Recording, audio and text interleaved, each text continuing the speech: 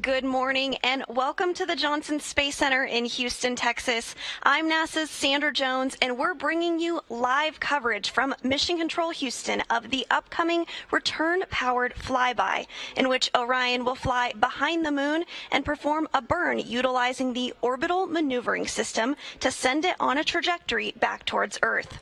This engine has been used numerous times throughout Orion's journey thus far, following Orion's launch atop the Space Launch System on November 26th.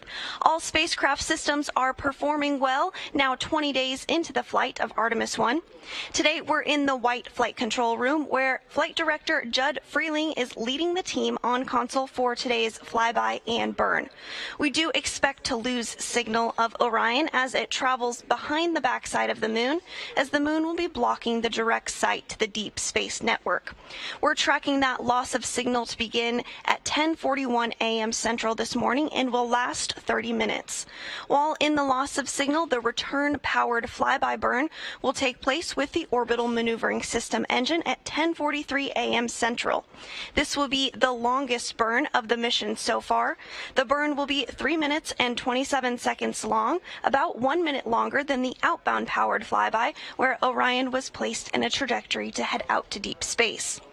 That burn occurred successfully on November 21st, and the outbound-powered flyby sent Orion close enough to the lunar surface to leverage the moon's gravitational force and swing the spacecraft once around the moon toward entry into distant retrograde orbit.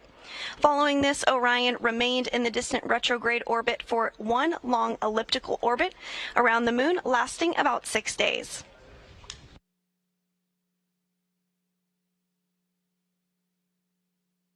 We're now on the return journey of our trip, and this last big push will bring Orion on the trajectory to head towards home. You are looking at a view of the moon, a live view, as well as the Orion spacecraft. Right now, Orion is 5,680 miles away from the moon. Orion is traveling at 3,800 miles per hour, and Orion is over 230,000 miles away from planet Earth. At the closest approach this morning, Orion will be about 80 miles above the lunar surface. That closest approach will occur when we are behind the moon in that period of a loss of signal.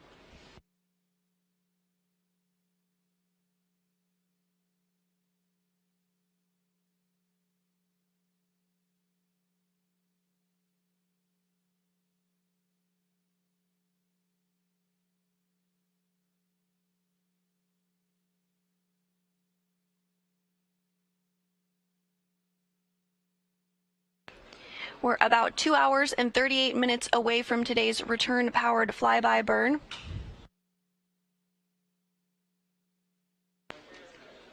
Again, this burn will occur with the Orbital Maneuvering System engine, or OMS engine. This engine has been used for a variety of burns so far on the mission.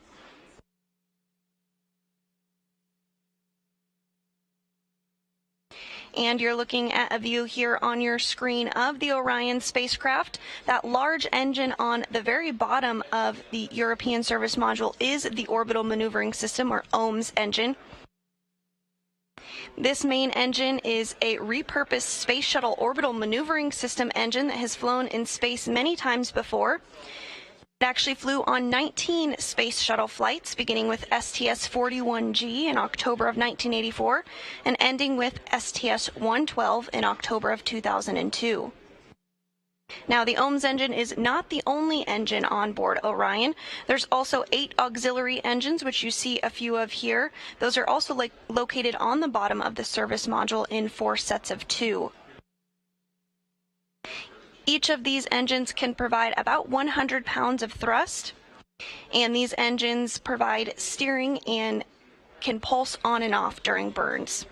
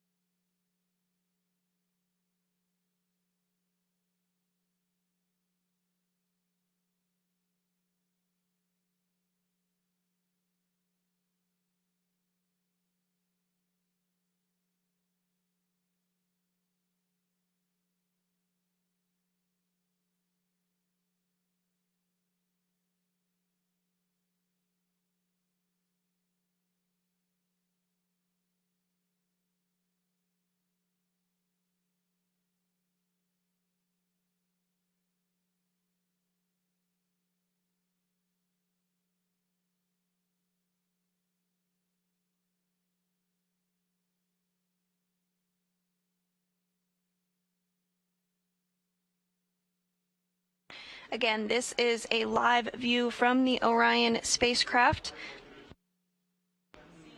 Orion is 5,500 miles away from the moon, but closing in. At closest approach later this morning, Orion will be just 80 miles above the lunar surface. Orion has had quite the journey, now 20 days into this 25-and-a-half-day mission. Notably, during this flight, Orion beat the longest distance ever traveled for a human-rated spacecraft meant to return home. At its furthest point from Earth, Orion was 268,563 miles from our home planet.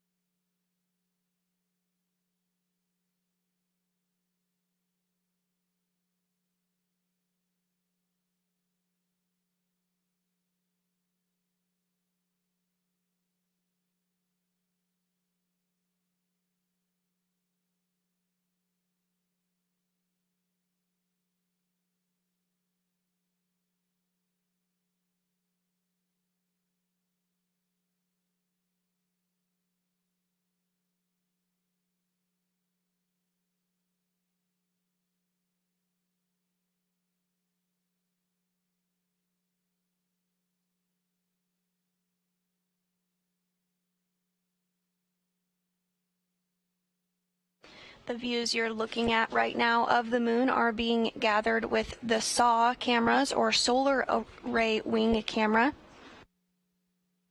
The solar array wings are those X-shaped wings that stick out of the bottom of the Orion vehicle, and they are used to collect solar power and distribute to the vehicle. But on the very edge of these wings, are cameras. As you rotate the solar array wings, you are able to capture different views of not only the vehicle itself, but also of both the moon and, earlier on in the mission, the Earth.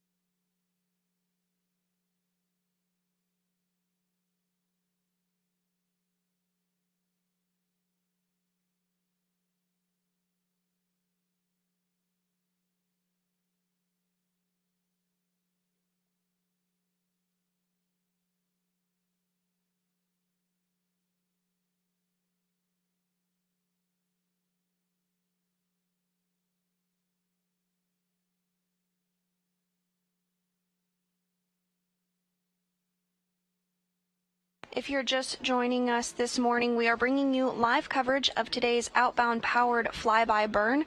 This burn will bring Orion in a trajectory to head back home for a splashdown on Sunday, December 11th. We are anticipating that burn to begin at 10:43 a.m. Central Time. But while we look ahead to the return-powered flyby, let's take a look back at some of the highlights from this historic mission so far. First up, we have the Space Launch System launching from Pad 39B at the Kennedy Space Center in Florida with its sights set on the moon.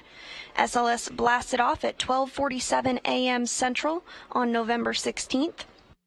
Here you see the 4 RS-25 engines lighting up the Florida sky. And this video shows SLS and Orion's climb to orbit from the perspective of a camera on the rocket. It was about an 8.5-minute climb to orbit.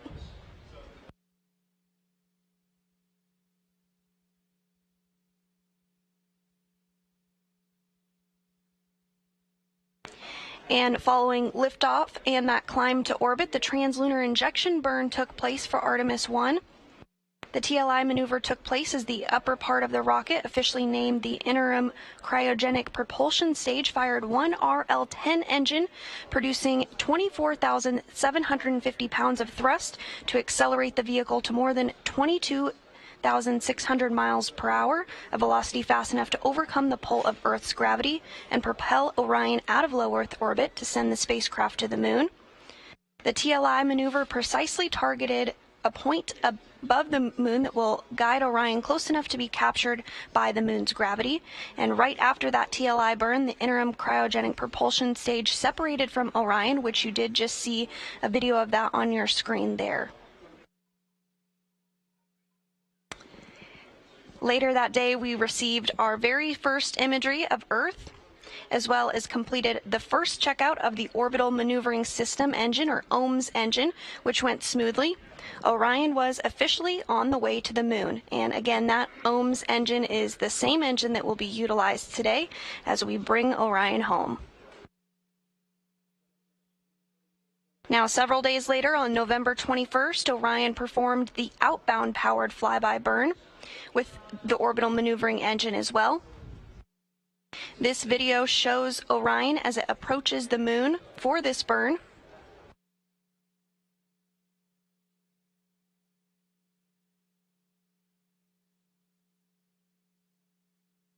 And following that burn, Orion completed its closest approach to the lunar surface, where it was just about 80 miles above the lunar surface.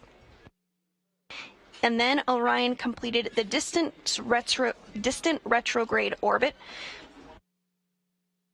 which enabled Orion to head out into deep space.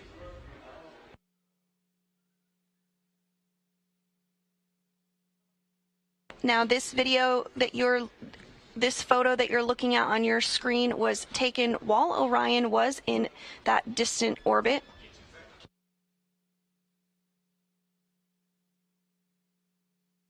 And this was the furthest point that Orion reached during its mission.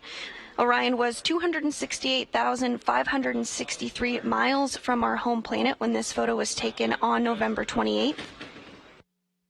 Orion has now traveled further than any spacecraft built for humans meant to return back to planet Earth.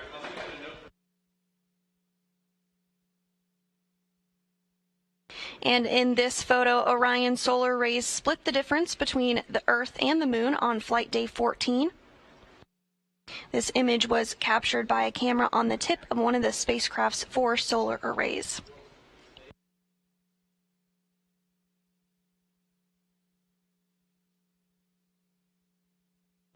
And just last week, the distant retrograde departure burn occurred, which placed Orion in a trajectory to exit distant retrograde orbit and head back toward the moon ahead of RPF today, which we are awaiting and looking forward to. And here's some video just prior to that burn. And you can see Earth there in the almost center of your screen, right behind the solar array.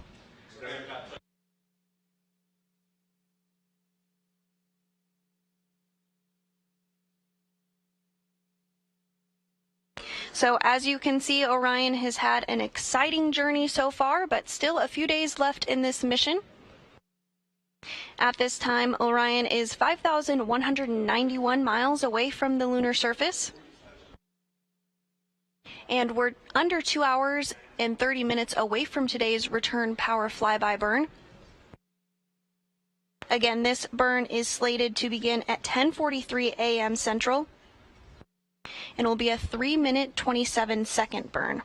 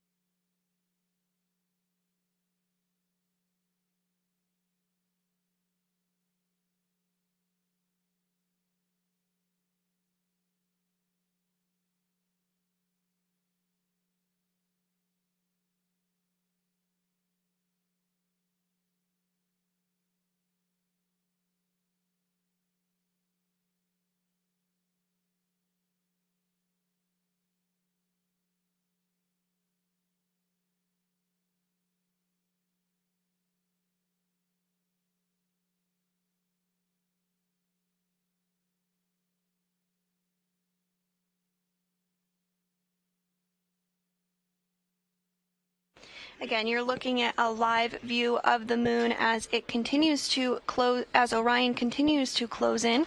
Now, 5,058 miles above the lunar surface. Orion is traveling at a velocity of 3,933 miles per hour and is 234,000 miles from planet Earth.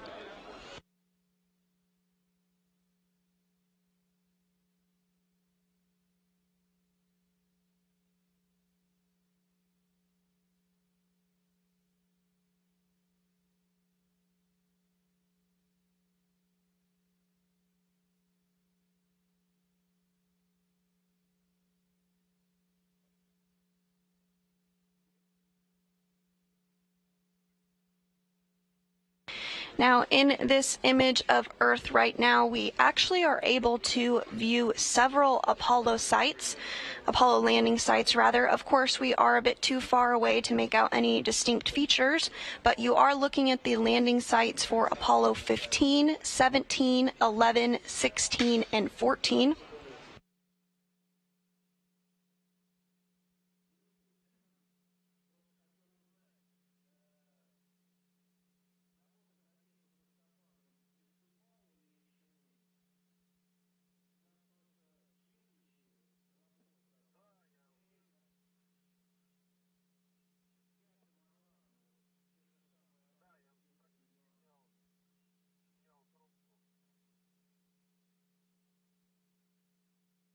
And you are looking at a graphic here that shows a little more clearly those landing sites and Orion's path as it flies around it. Again, Orion is about 5,000 miles away from the lunar surface, so we won't be able to make out any details. And at its closest approach, Orion will be 80 miles above the lunar surface, still a little too far to make out any of those details.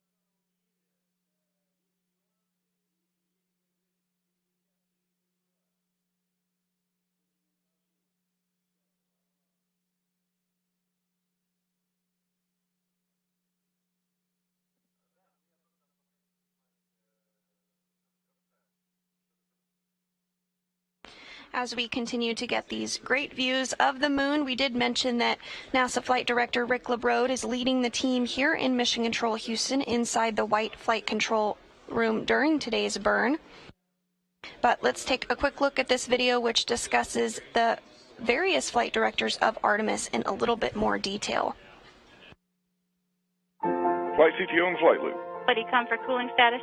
Monaco AOS, good for Copy. Flight controllers generally focus on systems, subsystems of the vehicle, and they're more in tune with the detailed workings of their particular system that they're responsible for. Flight directors, on the other hand, are more in tune with what is the integration between all of the subsystems. What are we all marching towards? What's our mission objective? Prop flight has the RCS holding together with the regs. Really, your training starts when you become a flight controller. You know, you learn a lot by osmosis, and you kind of get a sense of a little bit of the job, but once you become a flight director, The amount of learning you do is exponential.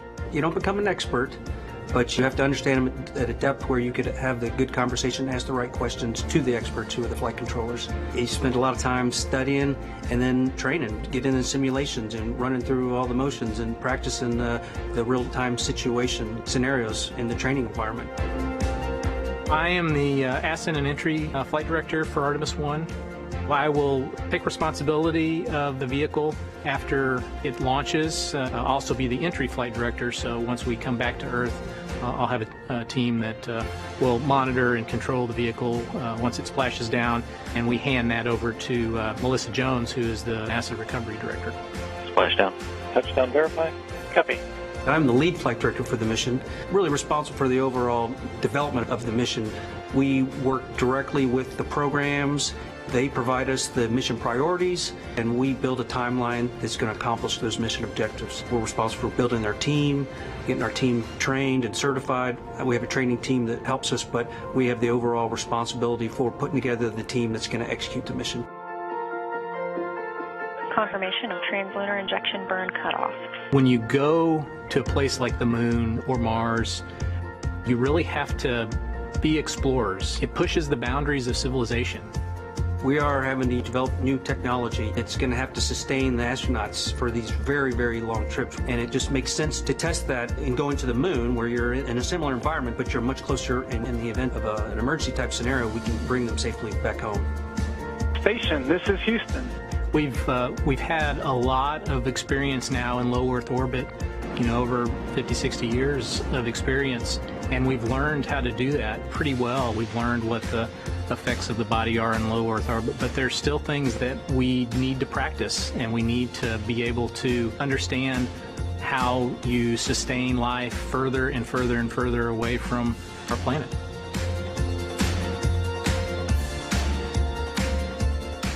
It's just so different from everything you learn when you do low Earth orbit. And that's what's making it so much fun. I'm every bit as excited about this mission as I was the first day I walked in the doors of Mission Control.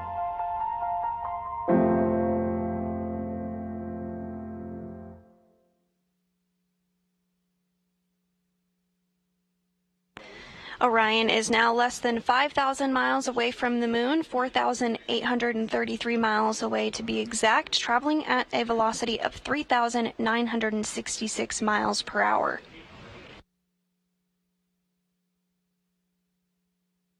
We're 2 hours and 13 minutes away from today's burn. We're still targeting 10:43 a.m. Central for that burn.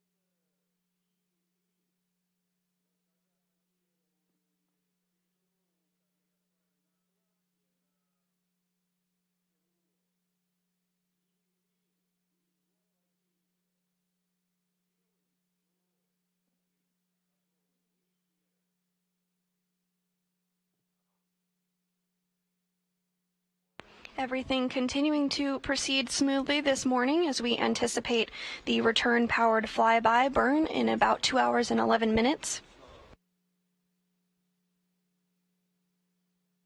This burn will last for 3 minutes and 27 seconds and will change the velocity of the spacecraft by 960 feet per second. And this burn will also place Orion in a trajectory to head back home ahead of a splashdown in the Pacific Ocean on December 11th.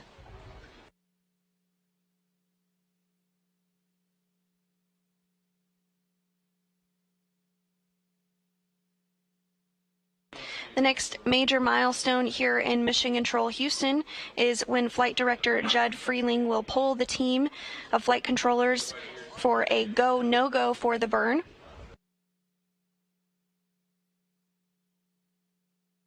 We anticipate that poll about an hour from now.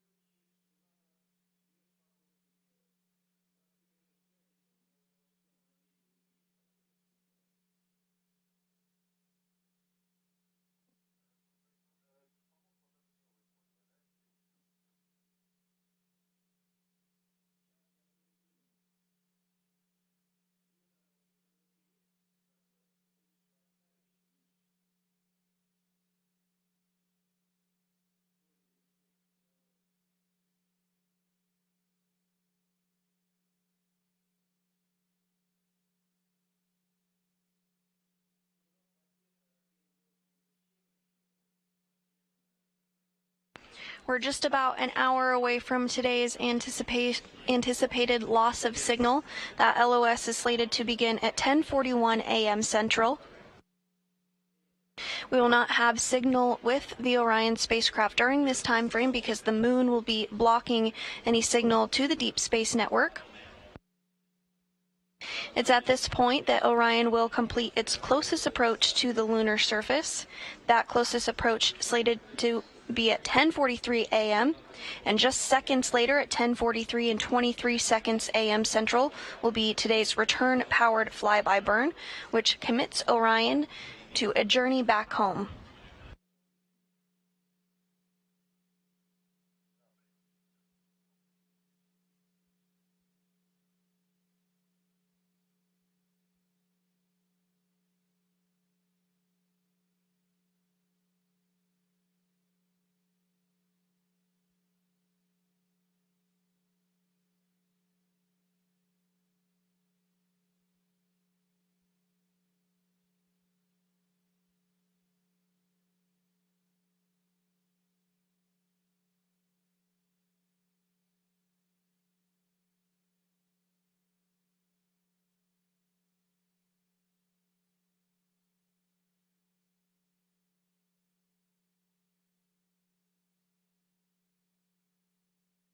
Orion is now 4,571 miles away from the moon, traveling at a velocity of 3,996 miles per hour.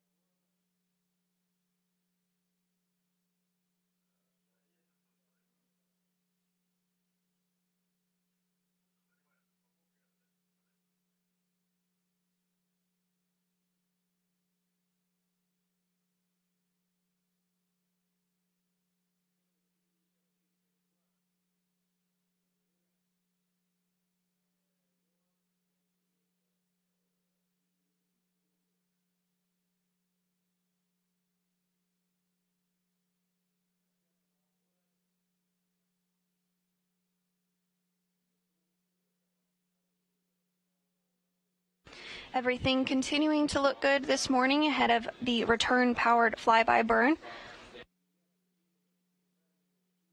That burn will take place 2 hours and 4 minutes from now and will last 3 minutes and 27 seconds long. The burn will take place with the Orbital Maneuvering System engine, or OMS engine, located on the bottom of the service module of the Orion spacecraft. This engine is capable of having burns that last less than 1 minute to more than 16 minutes in length.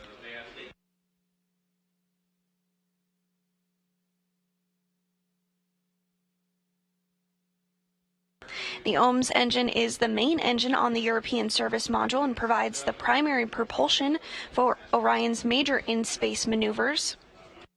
The engine produces 6,000 pounds of thrust and is equipped to steer the spacecraft, and it can also be used in some abort cases to safely return Orion to Earth should that be required. The OMS engine is actually a repurposed Space Shuttle Orbital Maneuvering System engine that has flown in space before on 19 Space Shuttle flights, beginning with STS-41G in October 1984 and ending with STS-112 in October 2002. There are also 8 auxiliary engines on Orion. These are also located on the bottom of the service module and can provide trajectory correction.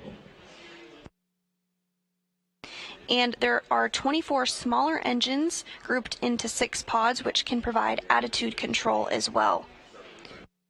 So in total, the service module has 33 engines. But today, for the return power flyby burn, we'll only be using one of those, again, the Orbital Maneuvering System, or OMS engine.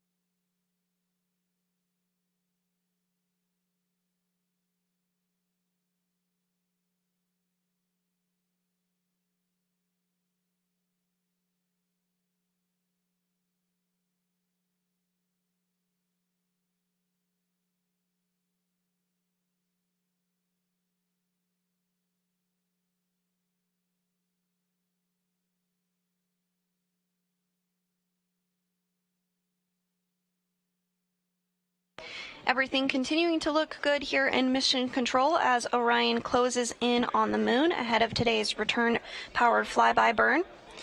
Before and during the Artemis 1 mission, we asked the public to share your moon-inspired creations with the hashtag NASA MoonSnap.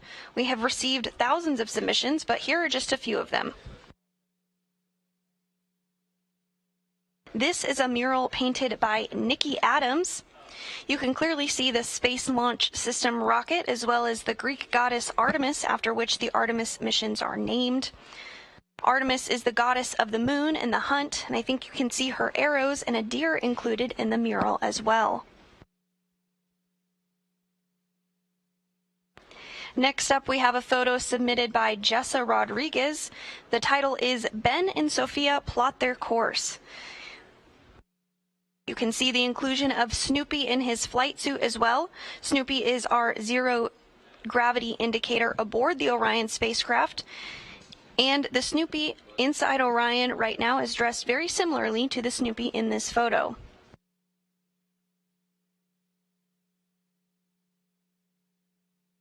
What we see here is a 3D printed art piece from Terramoto. The artist entitled this piece Lunar Specimen 001 and used real data from the Lunar Reconnaissance Orbiter to create this. LRO data is also being used to determine where astronauts will land on the moon during the Artemis 3 mission. And the last image we have to show you today is from STEM educator Susie Bennett. She taught her 130 students about the Artemis 1 mission and even got them to fill out boarding passes. There are currently 3.4 million names of the public flying aboard the Orion spacecraft safely stowed on a flash drive. Thank you to everyone who shared your moon-inspired creations with us. If you're interested in participating, just use the hashtag NASA MoonSnap.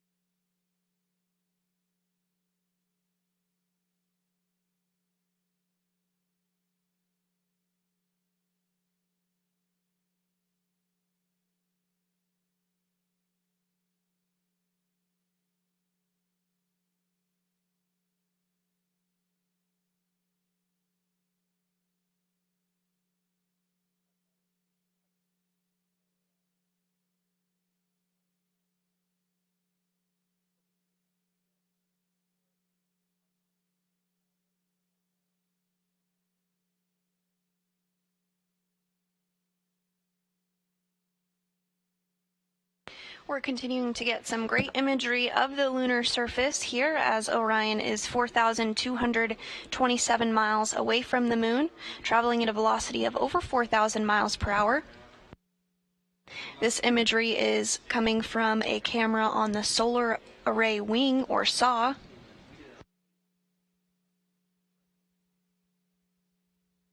We expect to continue to get imagery up until the point that Orion does go behind the moon and is in that loss of signal period that we've discussed. That will be a 30-minute loss of signal period beginning at 10:41 a.m. Central Time this morning. And just 2 minutes after the LOS begins, or that loss of signal period, we will have the return-powered flyby burn occur at 10:43 a.m. Central, lasting 3 minutes and 27 seconds, utilizing the Orbital Maneuvering System engine.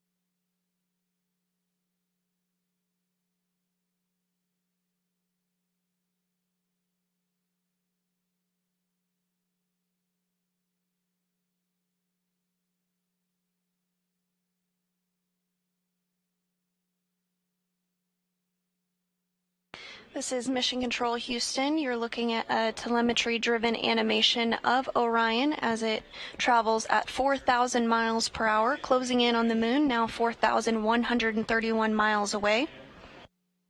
Orion is 234,940 miles away from home. Orion launched on November 16th and is in the 20th day of its 25-and-a-half-day historic test flight mission. Orion is an uncrewed test flight, but is performing critical checkouts of its systems ahead of a crewed test flight as part of Artemis 2. Throughout this mission, Orion has completed several milestones, including flying behind the moon once already as part of the outbound powered flyby.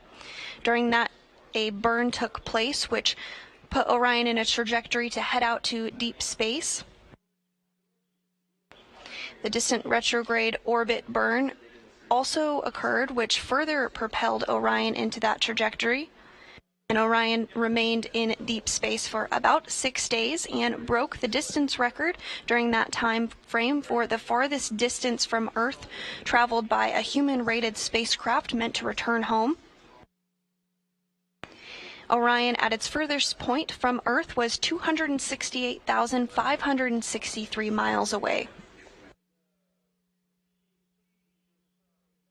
Following that, Orion hung out in deep space for a little longer, and just a few days ago we had the DRD burn, or distant retrograde departure burn. This burn put Orion on a trajectory to head back towards the moon ahead of today's return-powered flyby burn.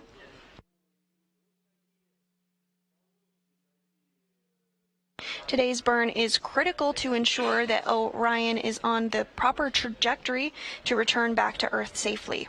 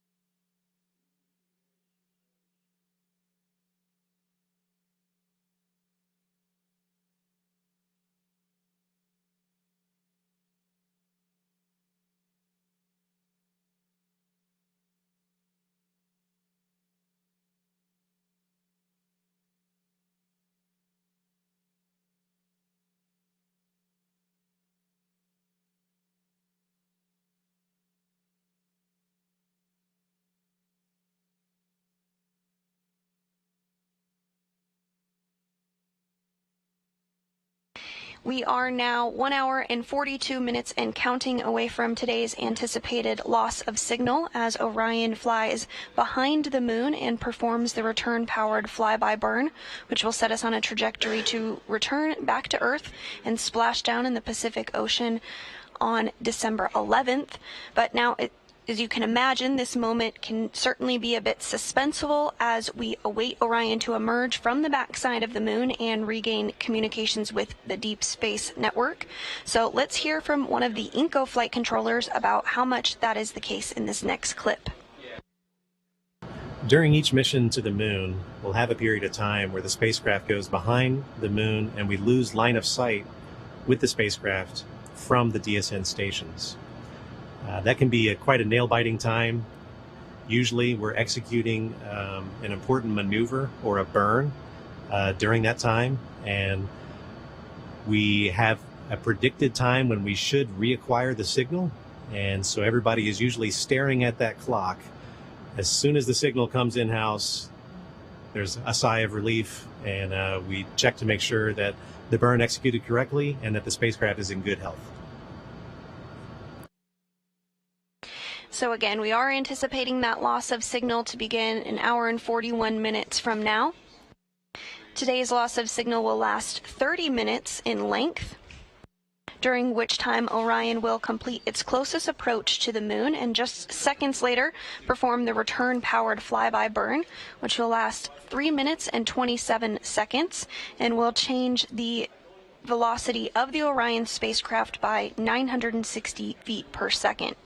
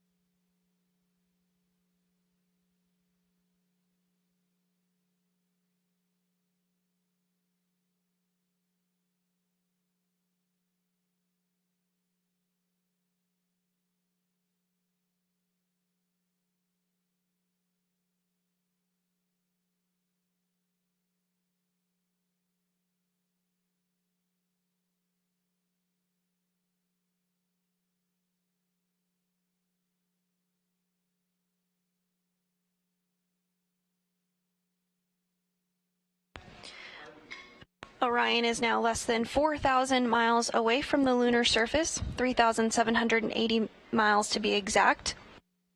And Orion is traveling at 4,115 miles per hour. Everything's still continuing to look good here in Mission Control Houston as we anticipate the return power flyby burn occurring at 10:43 a.m. Central, an hour and 41 minutes from now.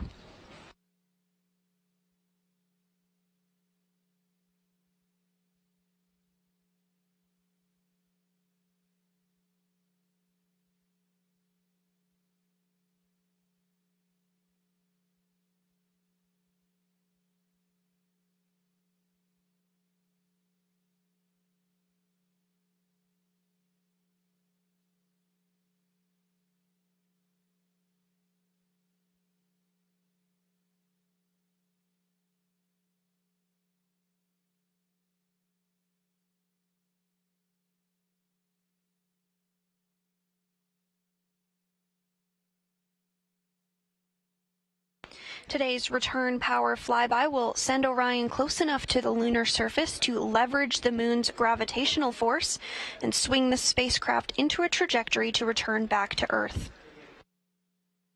During Orion's mission, it surpassed the furthest distance for a human-rated spacecraft meant to return home at over 268,000 miles from Earth at its furthest point.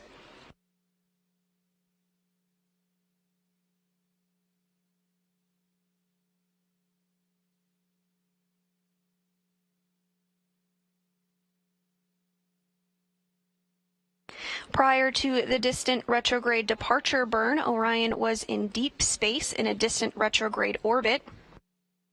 This orbit is called distant due to its high altitude from the moon. It's about 40,000 miles past the moon in its orbit. This orbit is 30,000 miles further than the previous record set during Apollo 13, and again is the furthest in space any spacecraft built for humans has ever flown. The orbit is also called retrograde because Orion traveled around the moon opposite the direction the moon travels around Earth.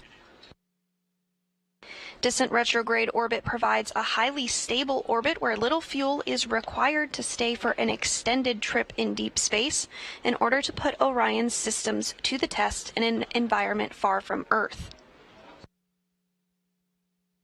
The orbit that Orion completed in this mission is different from the orbit done during the Apollo program, in which the spacecraft orbited much closer to the lunar surface in a more circular fashion. It's important for us to learn about how a spacecraft functions in a deep space environment because as part of the Artemis program, the Gateway program is building a small human-tended space station orbiting the moon that will provide extensive capabilities to support NASA's Artemis campaign. Gateway will be built with international and commercial partnerships and will support sustained exploration and research in deep space, and will include docking ports for a variety of visiting spacecraft, as well as space for crew to live and work, and onboard science investigations to study heliophysics, human health, and life sciences, among other areas. Gateway will be humanity's first space station in lunar orbit to support NASA's deep space exploration plans.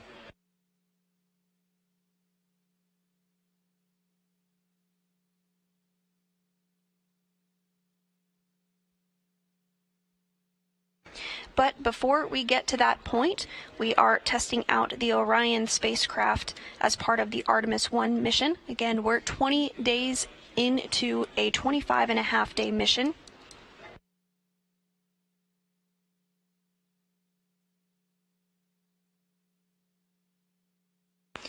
And today's return-powered flyby is the next major milestone in Orion's 25-and-a-half-day mission. This burn will slingshot Orion around the moon and place it on a trajectory to splashdown in the Pacific Ocean on December 11th.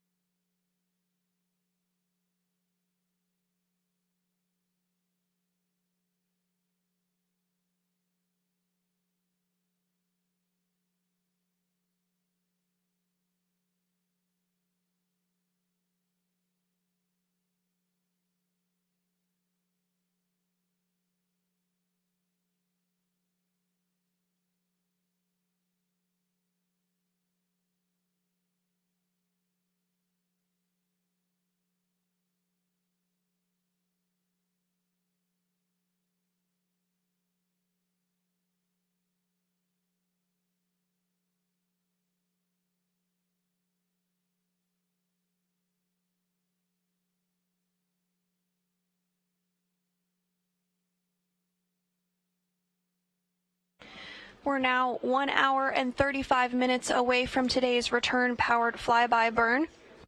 Orion is currently traveling at 4,157 miles per hour and is 3,529 miles away from the moon.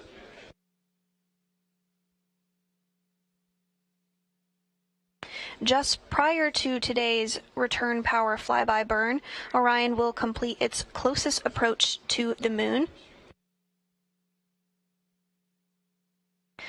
At closest approach, Orion will be 79 miles above the lunar surface. This closest approach, as well as the burn, will occur in our anticipated loss of signal period. That loss of signal slated to begin an hour and 32 minutes from now and will last 30 minutes long. The reason we will not have signal with the Orion spacecraft is because the moon is blocking the connection to the Deep Space Network during that time period. Again, today's LOS will be a 30-minute long loss of signal, but we are anticipating to regain communications with the Orion spacecraft once it comes around to the other side of the moon and is able to regain communications with the Deep Space Network. At that point, flight controllers here in Mission Control Houston will be able to analyze today's 3-minute and 27-second return power flyby and make sure everything performed as expected.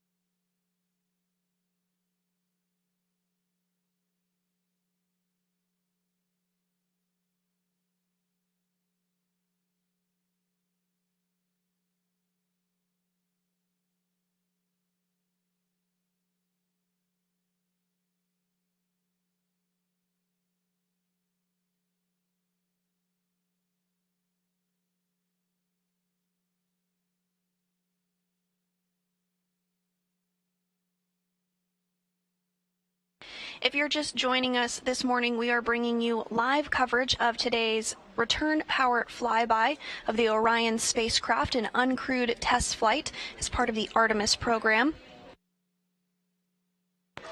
Today is flight day 20 for Orion, and there are about 5.5 days left in this test flight mission.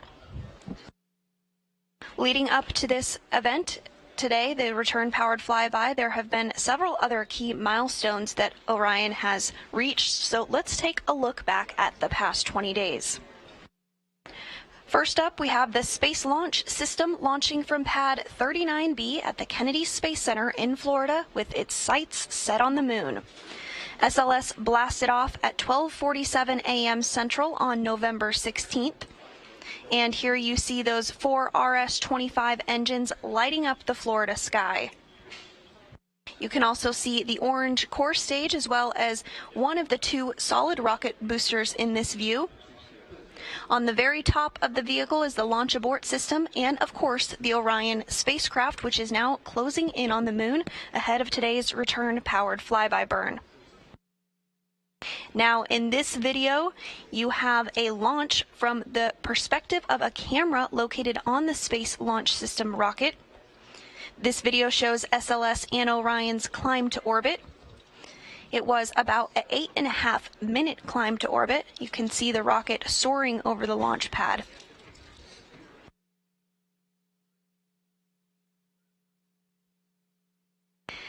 Following liftoff and the climb to orbit, the translunar injection burn took place. The translunar injection maneuver took place as the upper part of the rocket, officially named the interim cryogenic propulsion stage, fired one RL-10 engine, producing 24,750 pounds of thrust to accelerate the vehicle to more than 22,600 miles per hour, which is a velocity fast enough to overcome the pull of Earth's gravity and propel Orion out of low Earth orbit to send the spacecraft to the Moon. The translunar injection maneuver precisely targeted a point on the Moon that helped guide Orion close enough to be captured by the Moon's gravity. And right after the TLI burn, the interim cryogenic propulsion stage separated from the Orion spacecraft, which you did see in this video here. You see it floating away in the distance. Later that day, we received our first imagery of Earth, as well as completed the first checkout of the orbital maneuvering system, or OMS engine, which all went smoothly. Orion was officially on the way to the Moon. And then several days later, on November 21st, Orion performed the outbound powered flyby, also with the orbital maneuvering engine, rather. The outbound powered flyby is the sister to the return powered flyby, which will occur today. The outbound powered flyby, as the name suggests, takes place on the outbound portion of the trip, whereas the return powered flyby takes place on the return journey, as Orion is anticipating its return home. In this video here, you can see the Orion spacecraft, as well as the Earth in the distance and the Moon off to the left. This was just before Orion flew behind the Moon as part of that outbound powered flyby.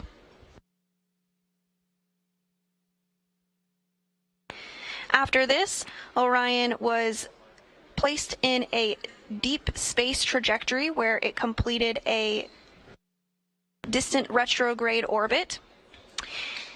During that time frame, Orion traveled the furthest distance than any human-rated spacecraft meant to return back to Earth had ever traveled. And in this photo here, you see Orion take a photo of planet Earth from over 268,000 miles away.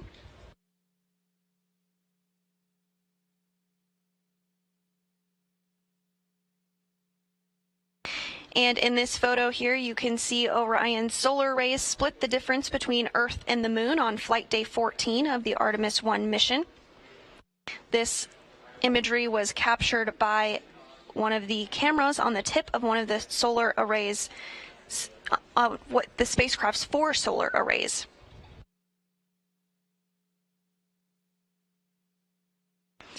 And just last week, on December 1st, the distant retrograde departure burn occurred, which placed Orion in a trajectory to exit the distant retrograde orbit and head back toward the Moon ahead of the return-powered flyby, which we're looking forward today.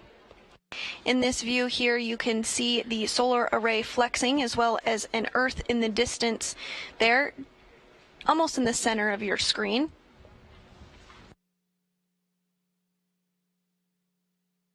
So it's been a busy journey for the Orion spacecraft. Again, we're on flight day 20 of a 25-and-a-half-day test flight mission. Orion is now 3,238 miles away from the lunar surface. And we are just 1 hour and 26 minutes away from today's outbound powered flyby burn, which will last 3 minutes and 27 seconds and place Orion in a trajectory to head back home.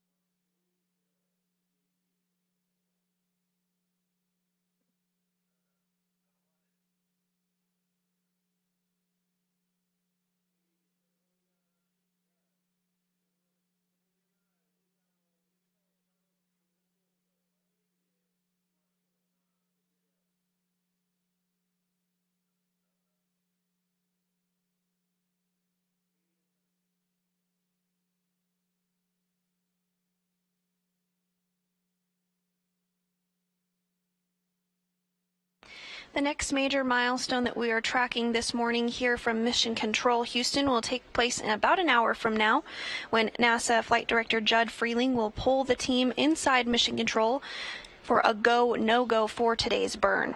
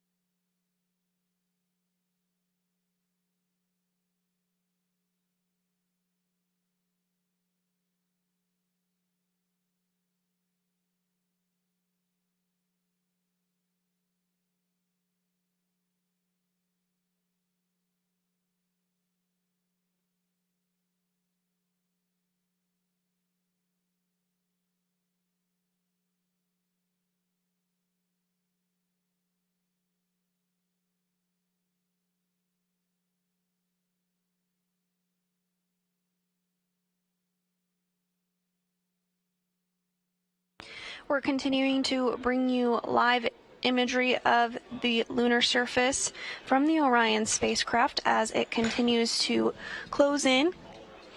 Orion is currently 3,091 miles away from the moon, traveling at a velocity of 4,238 miles per hour.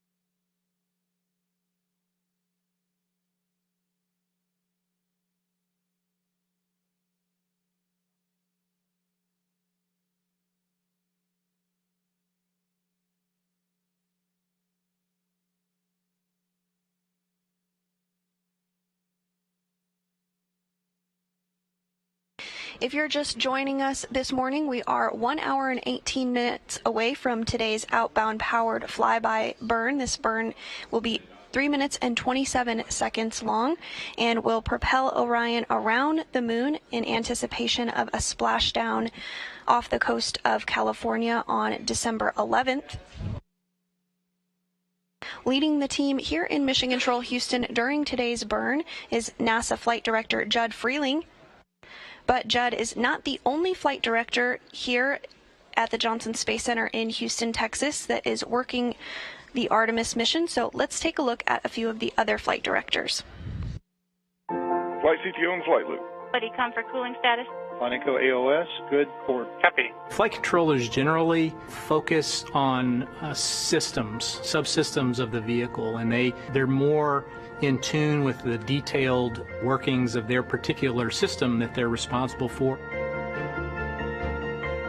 Flight directors, on the other hand, are more in tune with what is the integration between all of the subsystems.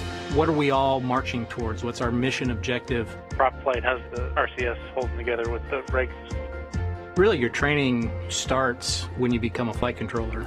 You know, you learn a lot by osmosis, and you kind of get a sense of a little bit of the job, but once you become a flight director, the amount of learning you do is exponential. You don't become an expert, but you have to understand them at a depth where you could have the good conversation, ask the right questions to the experts who are the flight controllers. You spend a lot of time studying and then training, getting in simulations and running through all the motions and practicing the real-time situation scenarios in the training environment.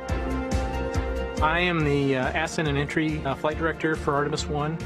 I will take responsibility of the vehicle after it launches. I'll also be the entry flight director, so once we come back to Earth, I'll have a team that will monitor and control the vehicle once it splashes down, and we hand that over to Melissa Jones, who is the NASA recovery director. Splashdown. Touchdown verified. Copy. I'm the lead flight director for the mission, really responsible for the overall development of the mission. We work directly with the programs. They provide us the mission priorities, and we build a timeline that's going to accomplish those mission objectives. We're responsible for building our team, getting our team trained and certified. We have a training team that helps us, but we have the overall responsibility for putting together the team that's going to execute the mission.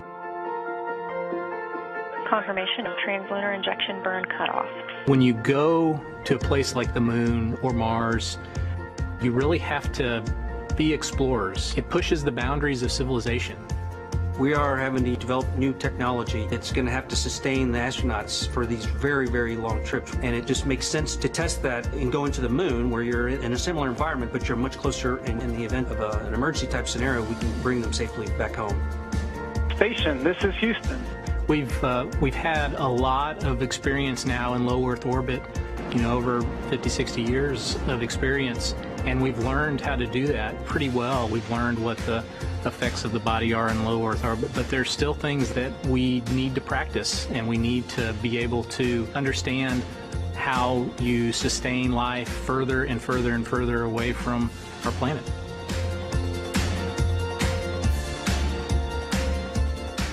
It's just so different from everything you learn when you do low Earth orbit. And that's what's making it so much fun. I'm every bit as excited about this mission as I was the first day I walked in the doors of Mission Control.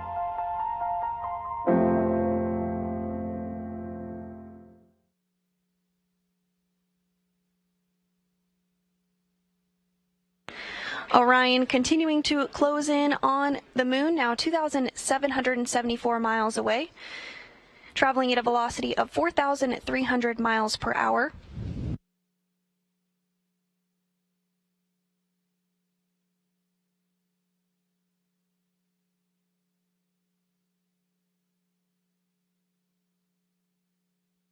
And you are looking at a view of the bottom of the European space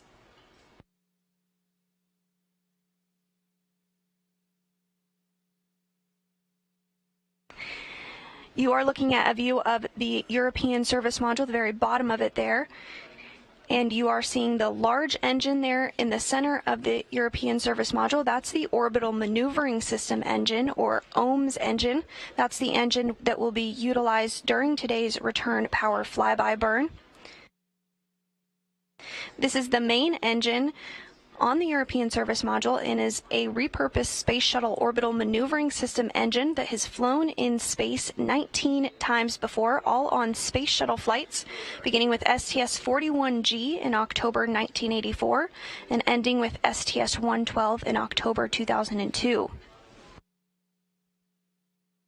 We are now 1 hour and 13 minutes away from today's return-powered flyby burn.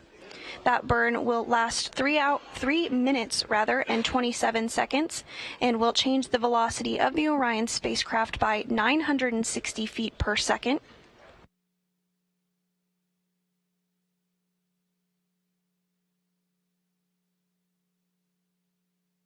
You're also getting a great view of the 8 auxiliary engines on Orion.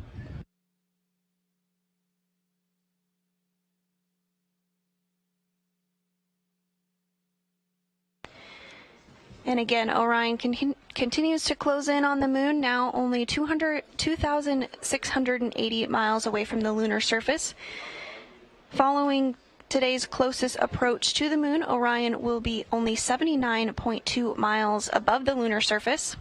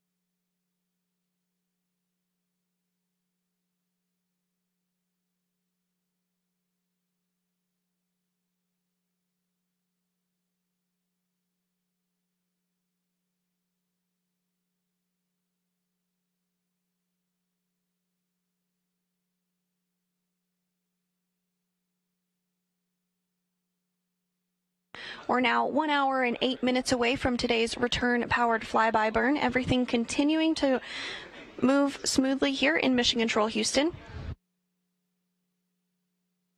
As a reminder, we will lose signal when Orion crosses behind the moon. That's because the moon will be blocking the signal to the Deep Space Network.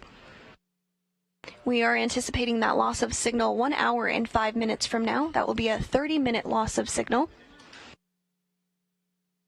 During this loss of signal period is when Orion will complete the return-powered flyby burn, that 3-minute and 27-second burn that will send Orion on a trajectory to head back home ahead of a splashdown in the Pacific Ocean on December 11th.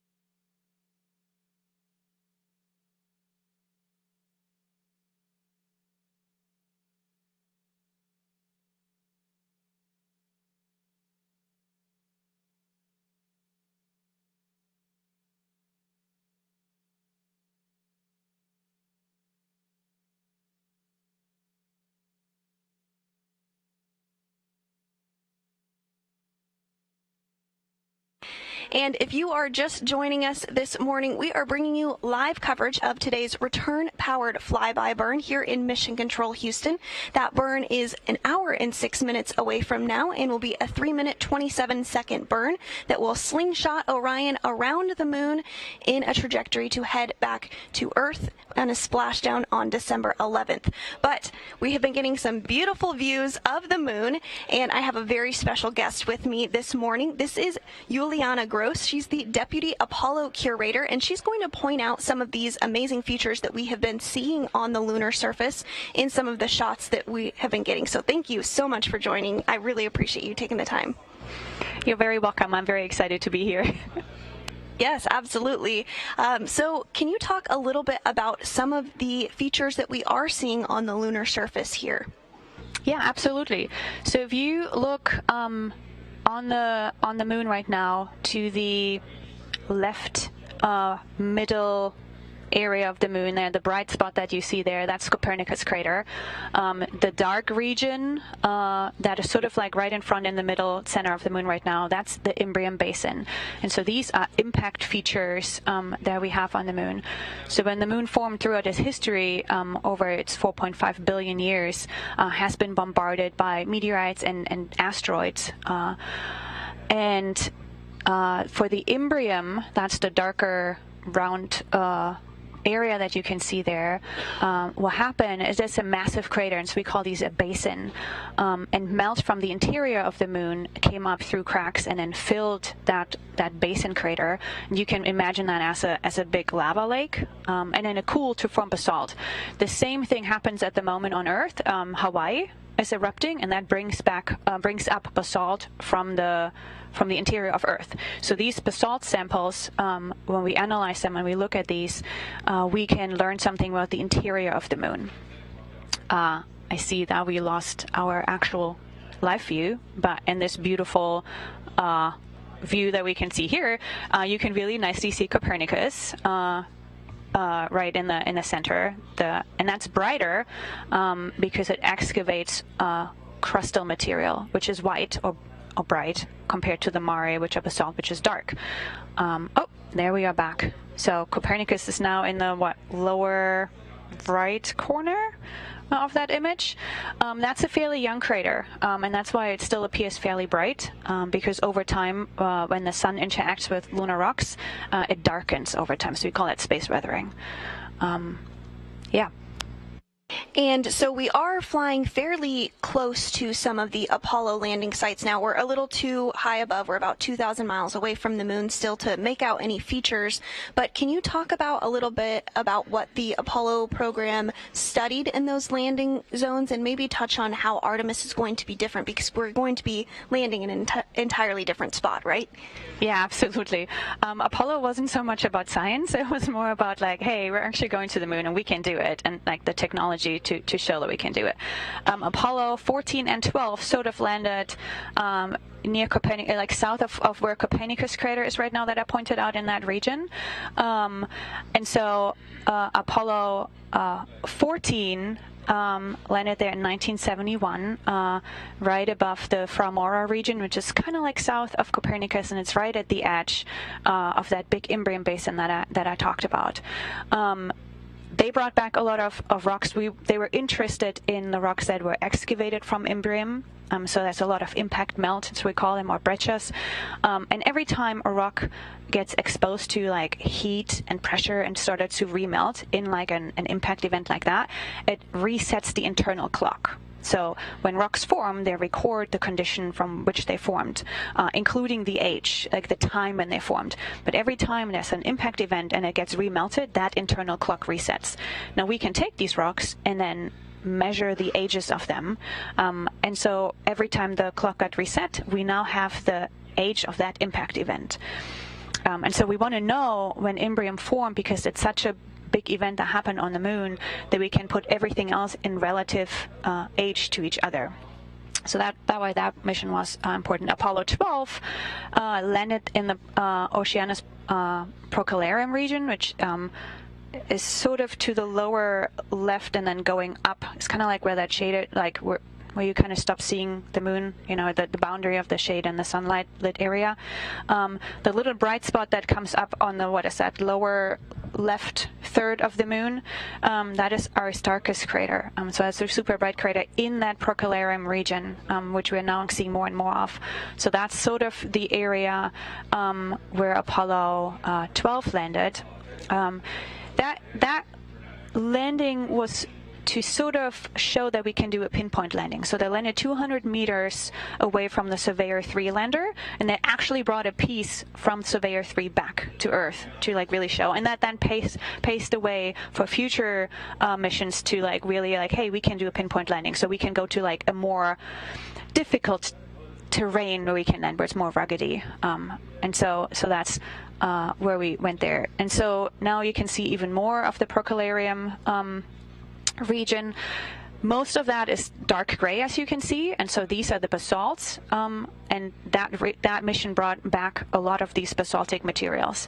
And then we can look at the ages, and it turns out that those basalts were very different, and they were younger than the Apollo 11 mission, than the rocks that they brought back, the basalts that they brought back.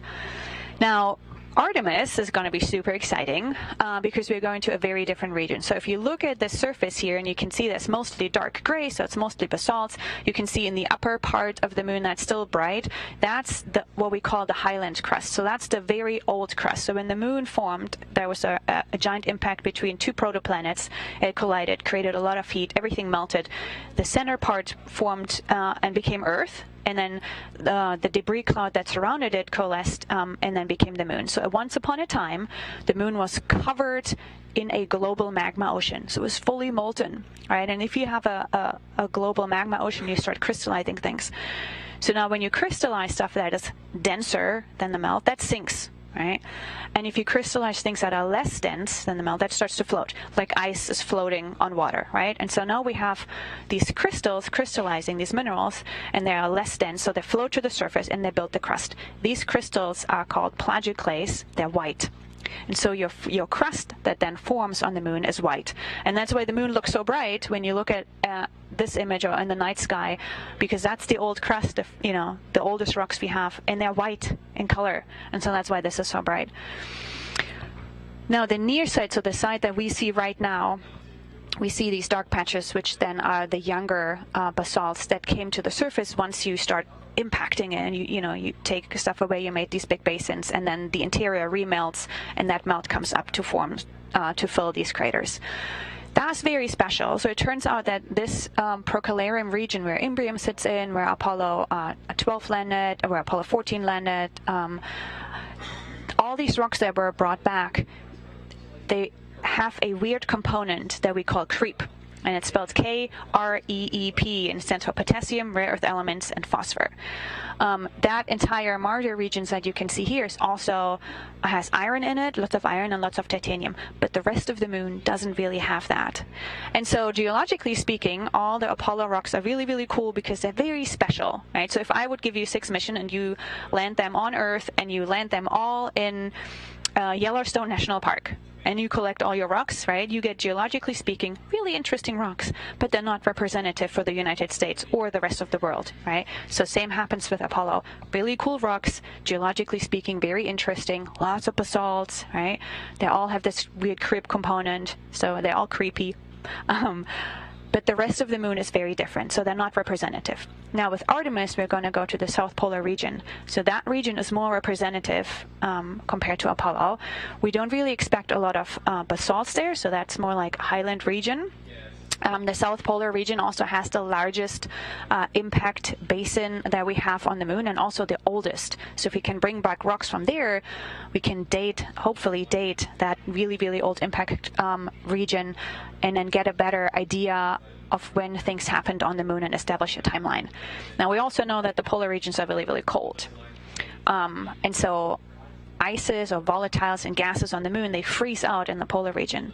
So when we go there and collect rocks, we can also bring back these frozen samples and then learn something about where the water is coming from, whether it's moon or, there was lots of asteroids and comets that impacted the moon. And then so we can also learn about something about the water that was delivered to the Earth-Moon system, which most likely also ended up on Earth.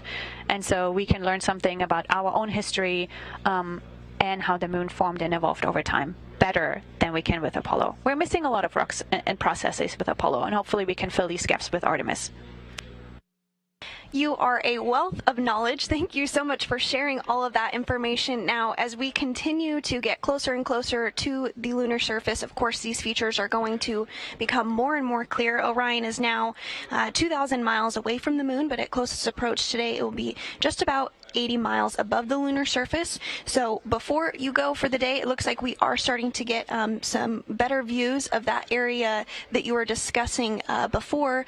Is there any other items or areas that have come into view since we've been chit-chatting that you think would be helpful to point out? Yeah, so we see Kepler crater, which is sort of to the left and lower left of Copernicus, what I just pointed out. So it's this like grayish area with the little dot in the center.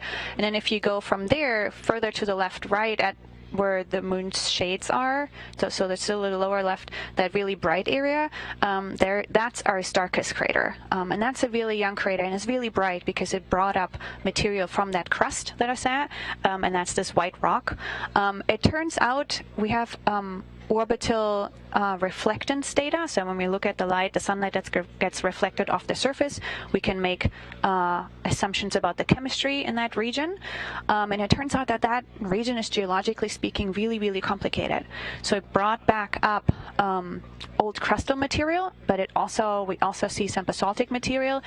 And in the central peak, we see material that is silicic, so it's really, really high in silica. And that usually means there's some kind of evolved rock. And when we say evolved, on Earth, that usually means like granites and stuff like that. We don't really mean it that way here, but it has more silica content in it. When I say central peak, so what happens when you have a big impact into the crust rebounds and brings a central part comes up. If you think about it, throwing a rock into water, right, it makes a splash, and then the water rebounds and brings a kind of like a central thing up and then plops back down. So if you would freeze that water, it would stand up in the center. So that happens on the moon or on Earth as well, where like the crust rebounds. And so the central peak is the area that is the deepest material that got brought back to the surface. So that is of importance and special interest to scientists, because now we have another window into the interior of the moon to study these things. And it turns out, specifically for that little bright crater there, it's super complicated, and then we're still trying to figure out what we are seeing. So it sounds like there's definitely much to be learned from the moon, especially through the Artemis program, and I'm sure you're looking forward to getting some of those samples back to be able to study in depth. Oh, absolutely. Well, thank you so much, Juliana, for taking time out of your day to chat with us. I really appreciate it. I hope you have a good rest of your day. Thank you so much, and thank you for having me. This is fantastic.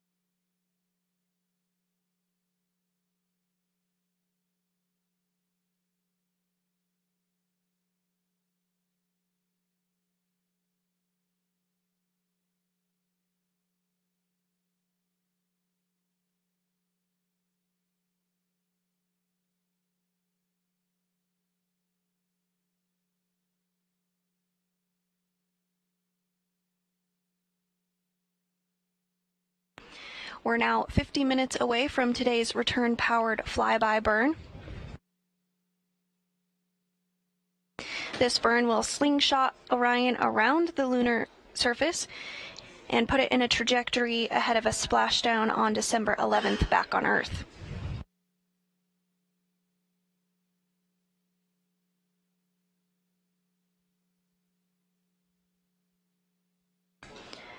This burn will be a 3-minute and 27-second long burn and will be the longest burn of the mission utilizing the Orbital Maneuvering System, or OMS engine. You are getting a view of the OMS engine on your screen. It's in the very top left, the largest engine on your screen.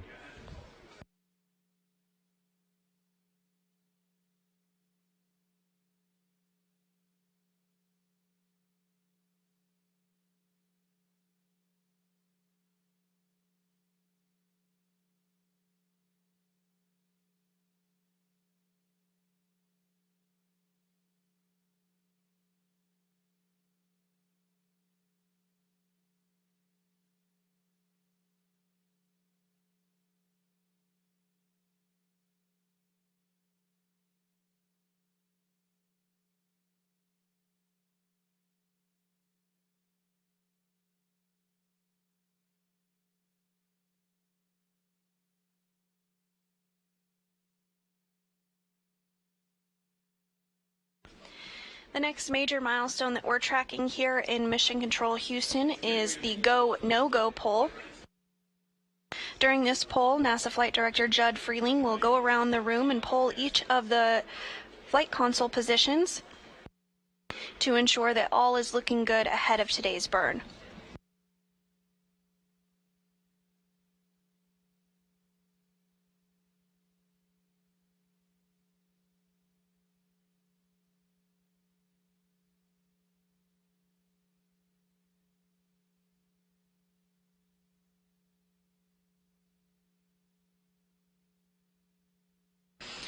Orion is now less than 2,000 miles away from the moon, 1,756 miles, moving at a velocity of 4,563 miles per hour. At this time, Orion is over 237,000 miles away from Earth.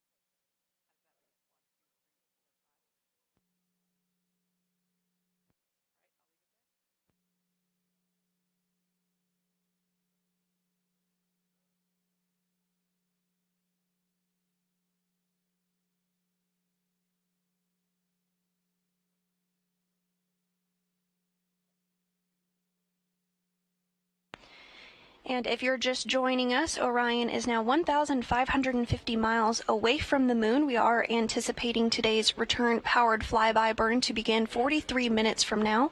This burn will last 3 minutes and 27 seconds. During the time period that the burn takes place, Orion will be in a loss of signal period because it will be directly behind the moon, and the moon will be blocking the signal with the deep space network. Today's loss of signal will last for 30 minutes. After we come back around to the other side of the moon, we anticipate regaining communications with the Orion spacecraft, and that's when the team here in Mission Control will be able to analyze the return-powered flyby burn and make sure everything went as expected. This burn is critical as we look ahead to a return and splashdown of the Orion spacecraft on December 11th. Today's burn will put us in a trajectory to enable that splashdown.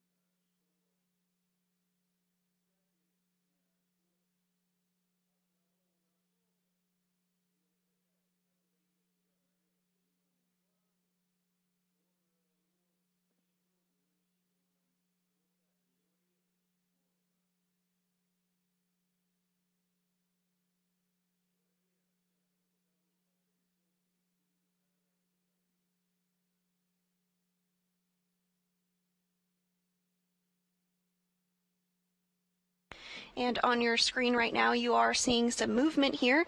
This is taking place as the solar array wings get into the right configuration ahead of today's burn.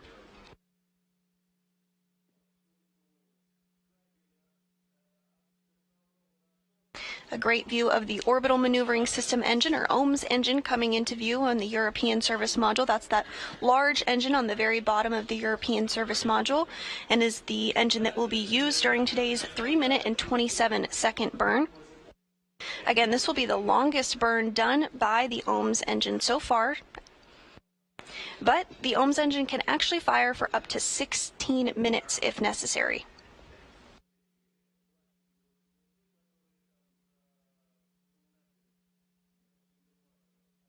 You're also getting a view of the 8 auxiliary engines on Orion. These engines can fire for less than 1 minute, up to 45 minutes in length. And these engines are used more for trajectory corrections. Each engine provides about 100 pounds of thrust and can provide steering during burns by pulsing on and off.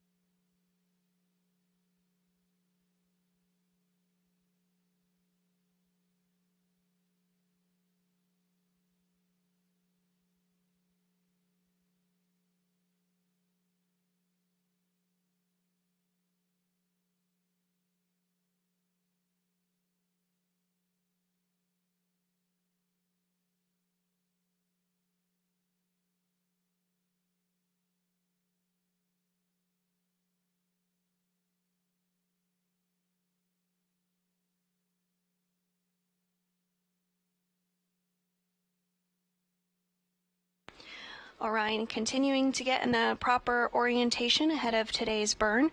We are tracking that burn 38 minutes from now.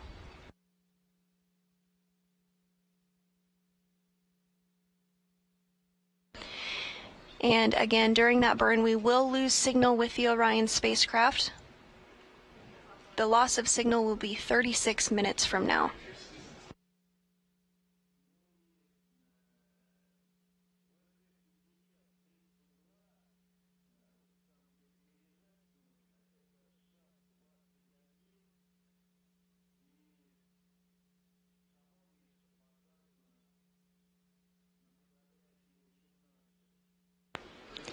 You're looking at a view from our data-driven animation of the Orion spacecraft. As you can see, we're now 1,317 miles away from the moon, Orion moving at over 4,700 miles per hour. At this time, Orion is over 238,000 miles away from Earth.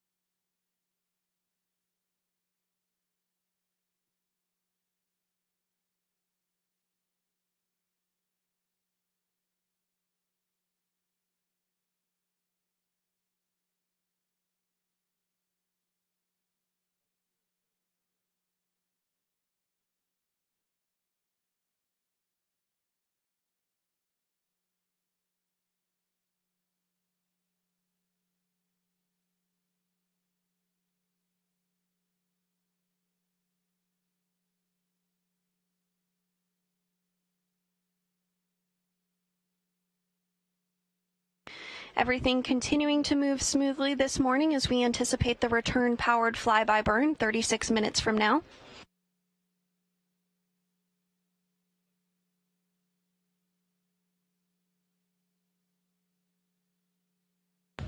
We are hearing that the Orion spacecraft is now in the proper attitude ahead of today's burn.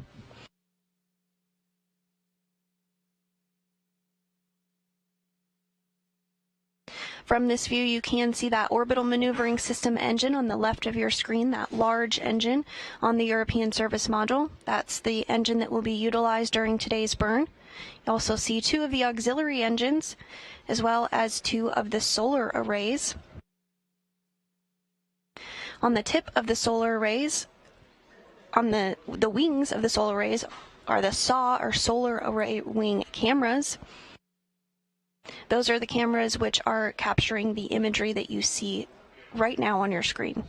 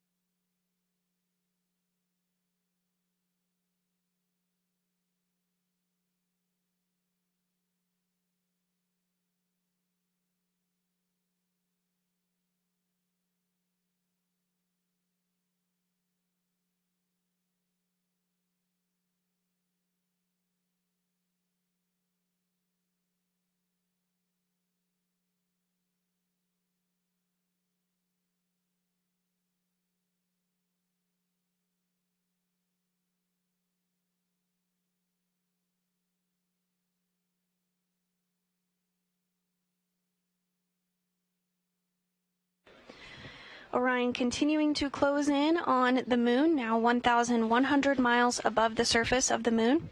During today's closest approach, Orion will be just 80 miles above the surface of the moon.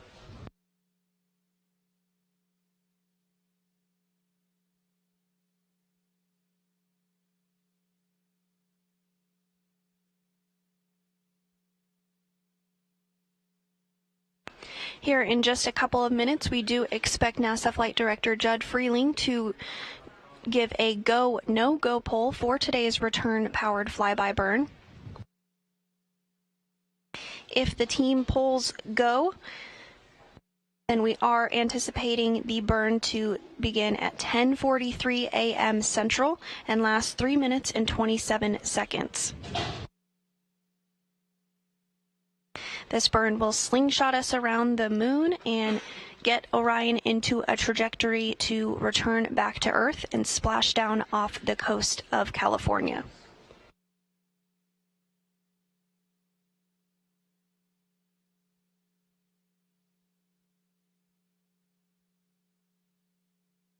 While Orion is behind the moon today, we will not have communication with the vehicle because the moon will be blocking the connection to the deep space network. However, once Orion swings back around on the other side of the moon and regains communications with the deep space network, we do anticipate to be able to communicate with the vehicle.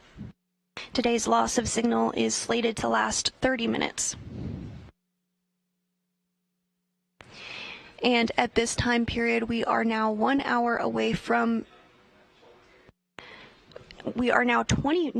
minutes away from the loss of signal and about an hour away from the acquisition of signal.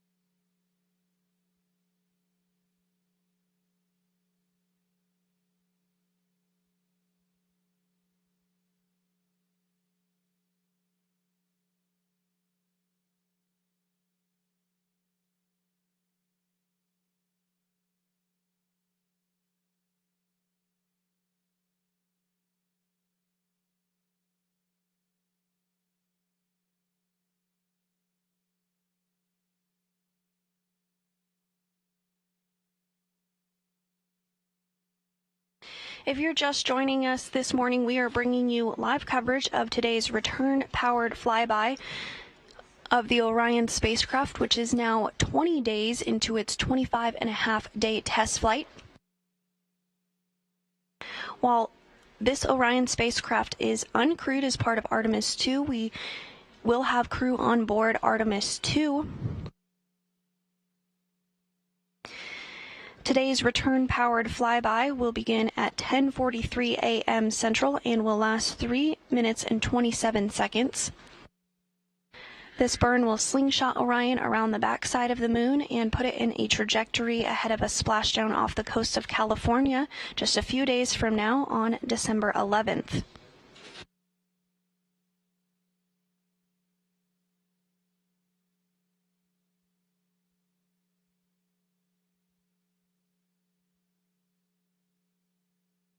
During Orion's mission, it broke the record for longest distance traveled away from Earth for a human-rated spacecraft meant to return back to Earth. On November 28th, Orion broke that record, having traveled 268,563 miles away from our home planet.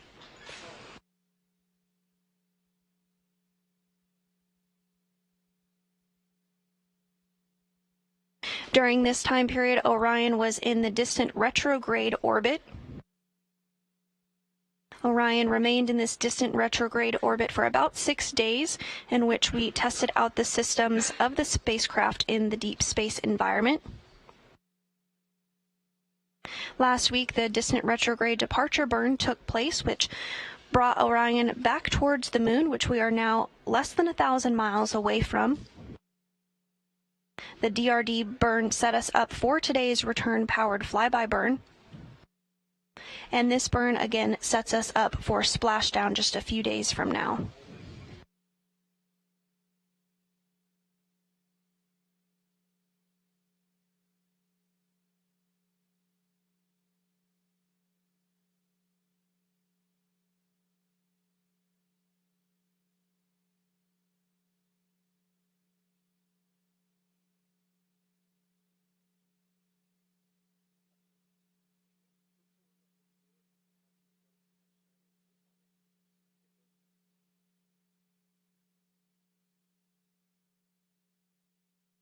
And here is the view of the moon, as mentioned, less than 1,000 miles away. Still a little ways to go to get to our closest approach of the day, at which point Orion will be just 80 miles above the lunar surface.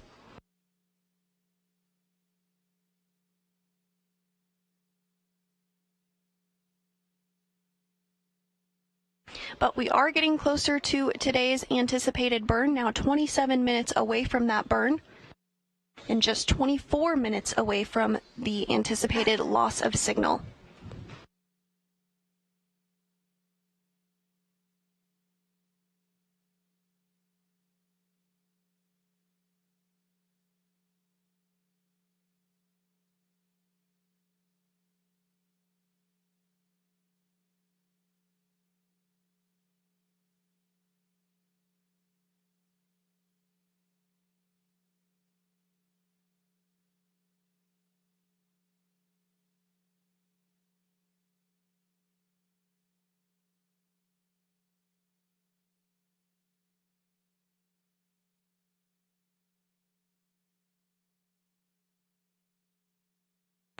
Orion continuing to pick up speed as it closes in on the lunar surface, now traveling at 4,852 miles per hour, and now just 846 miles away from the moon.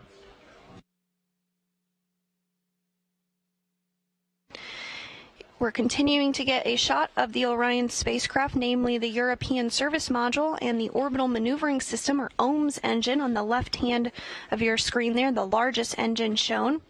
That's actually the largest engine on the Orion spacecraft.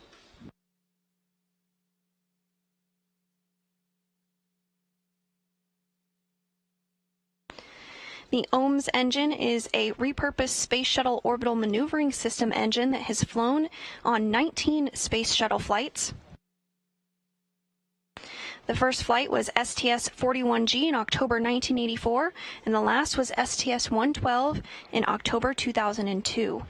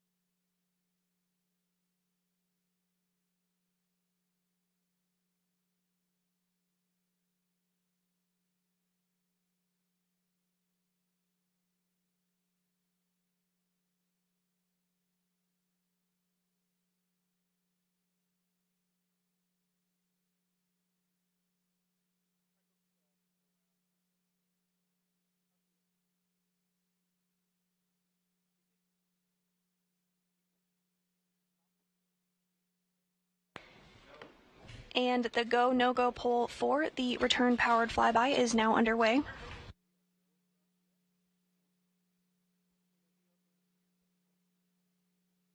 And the team here in Mission Control Houston did poll go for today's return-powered flyby burn. That burn will take place 23 minutes from now.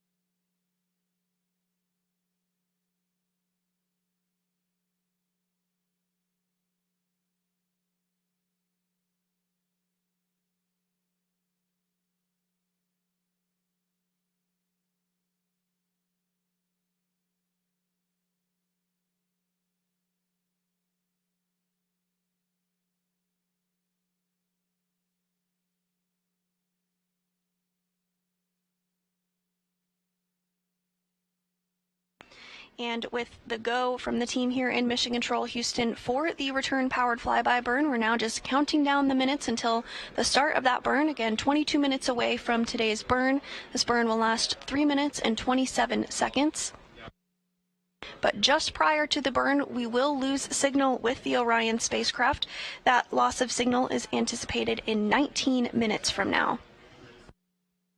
The reason we do lose communication with the spacecraft is because it will be flying directly behind the moon, and the moon is blocking the signal to the deep space network. However, once the spacecraft travels back to the other side of the moon, we do expect to regain communications with the vehicle at that time.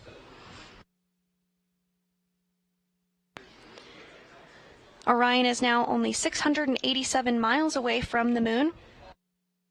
At closest approach today, Orion will be just 80 miles above the lunar surface.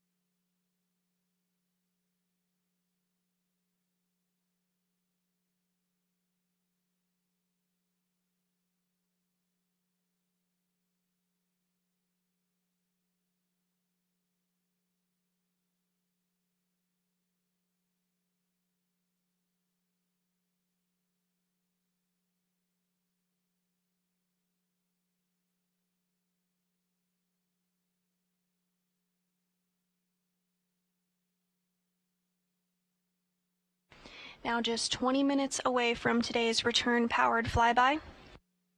This burn will commit Orion to a trajectory to head back to planet Earth after its 20-day mission so far.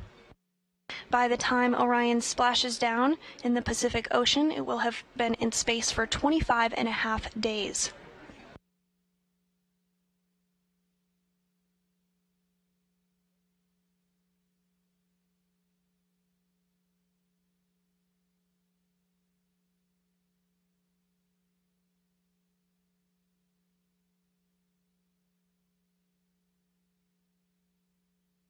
During its journey, Orion has broken the record for longest distance traveled by a human-rated spacecraft meant to return back to Earth. On November 28th, Orion was 268,563 miles away from planet Earth. Right now, Orion is 239,364 miles away from Earth, but only 570 miles away from the Moon. At our closest approach today, Orion will be just 80 miles above the surface.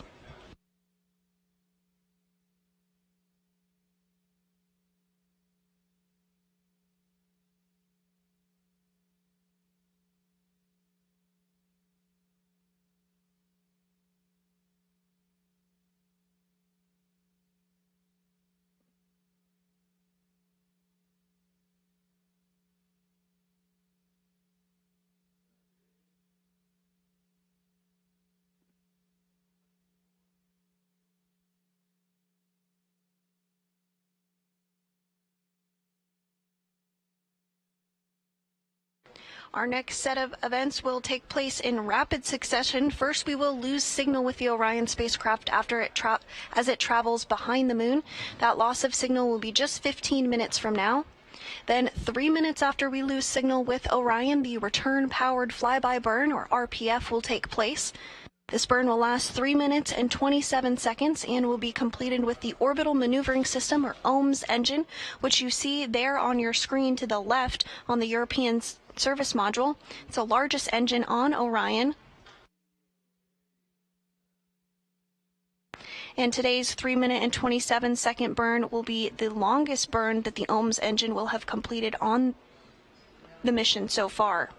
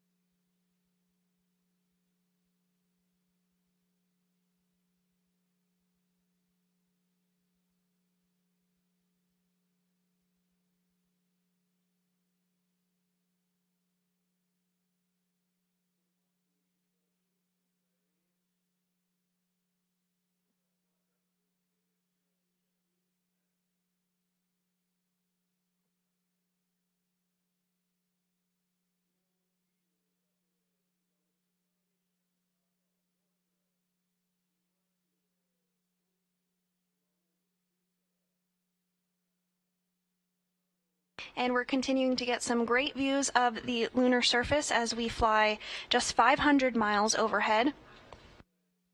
This view coming from one of the solar array wings or SAW cameras as it gets into the proper position for today's burn.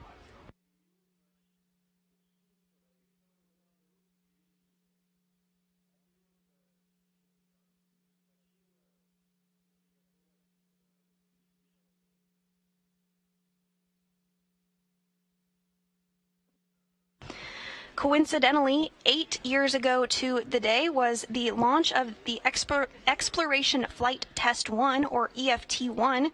This was the first test flight of the crew module portion of the Orion multipurpose crew vehicle.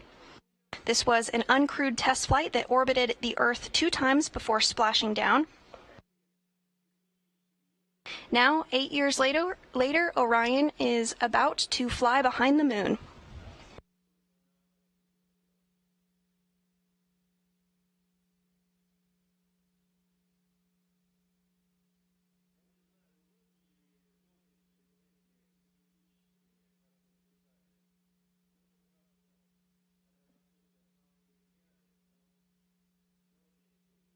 We're 15 minutes away from today's burn.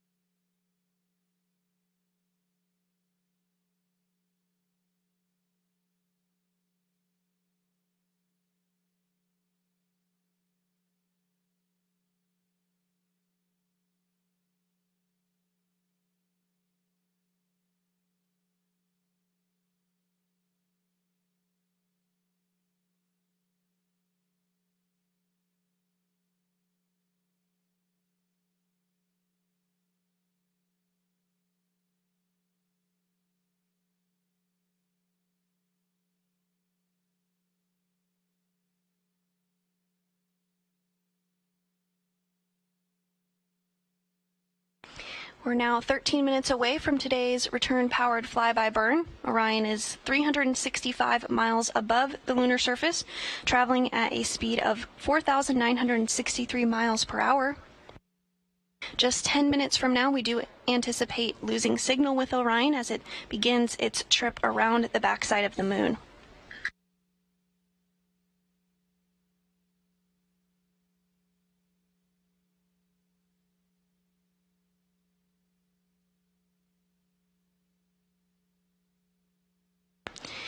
On the bottom of your screen in the left there, you can see the solar array as it begins to move into place. You're also looking at the Orion capsule itself there, taking up the majority of your screen. You can see the kind of silver coloring of the capsule. This is the portion that when we have a crew on board as part of Artemis 2 that they will be living and working in during their trip to the moon and beyond.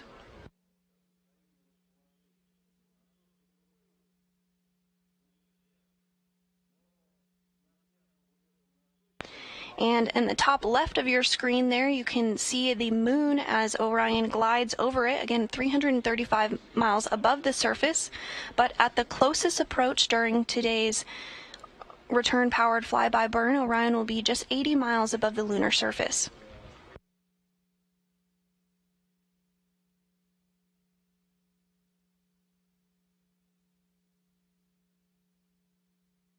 We are hearing that the solar arrays are configured for today's burn.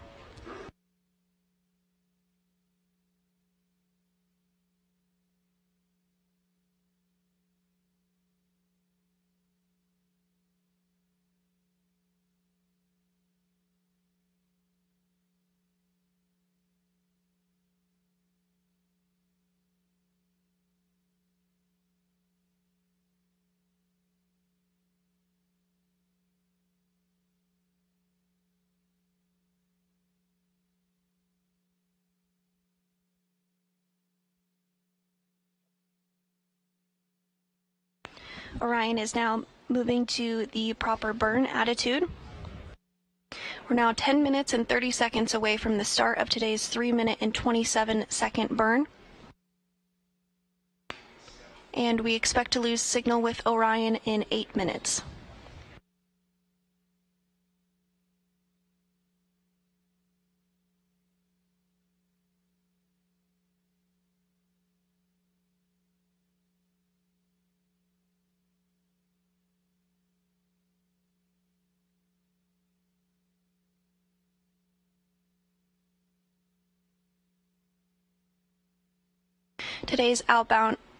Today's return-powered flyby burn sets us up on a trajectory to splash down off the coast of California just a few days from now on December 11th.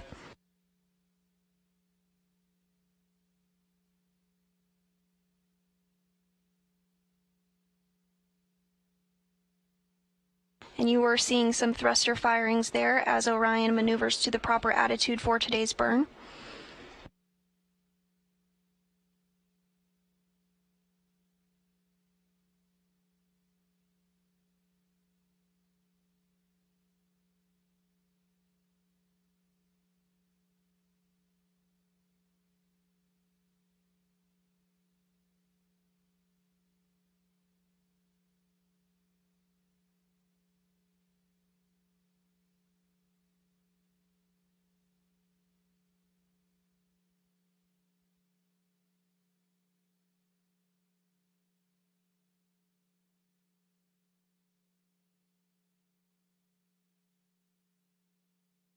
Now less than 6 minutes, 30 seconds until we lose signal with Orion.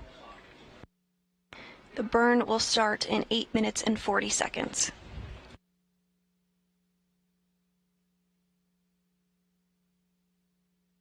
Orion is currently 253 miles above the lunar surface.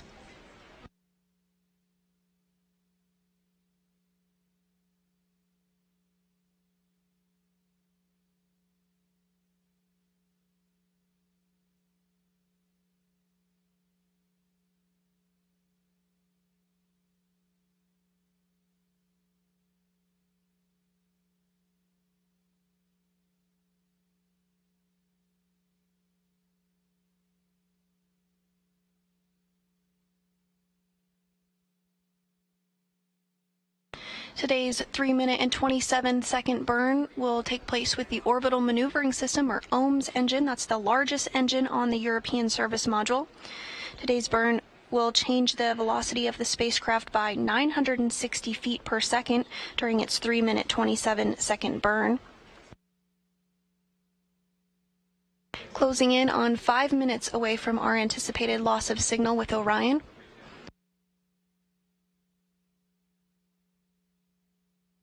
We will not have signal with Orion because the moon will be blocking out the signal to the Deep Space Network. However, when we swing back around on the other side of the moon, we do anticipate to regain those communications.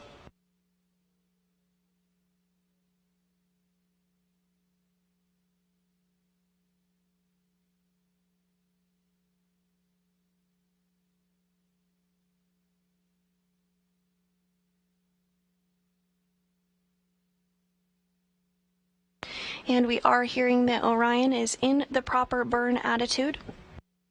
6 minutes and 40 seconds away from the start of today's 3-minute 27-second burn. Just 4 minutes until today's loss of signal.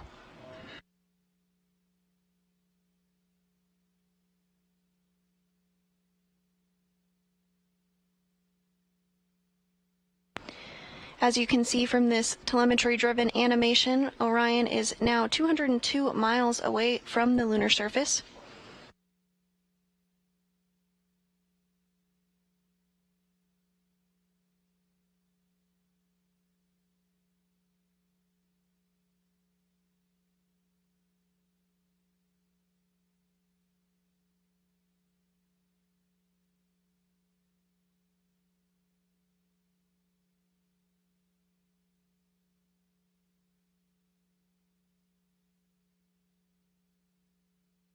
And you're looking at a live view inside the White Flight Control Room here at the Johnson Space Center in Houston, Texas.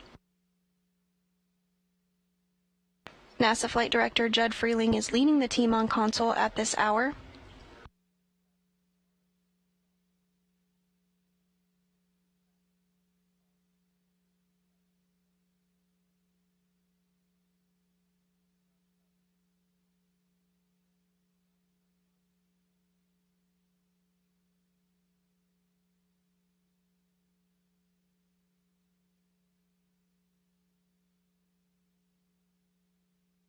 We were tracking a loss of signal about 2 minutes and 40 seconds from now, but we are hearing that we did get that loss of signal a little earlier than expected, but that is to be anticipated from time to time. So now the next major milestone that we'll look ahead towards is the return-powered flyby burn less than 5 minutes from now.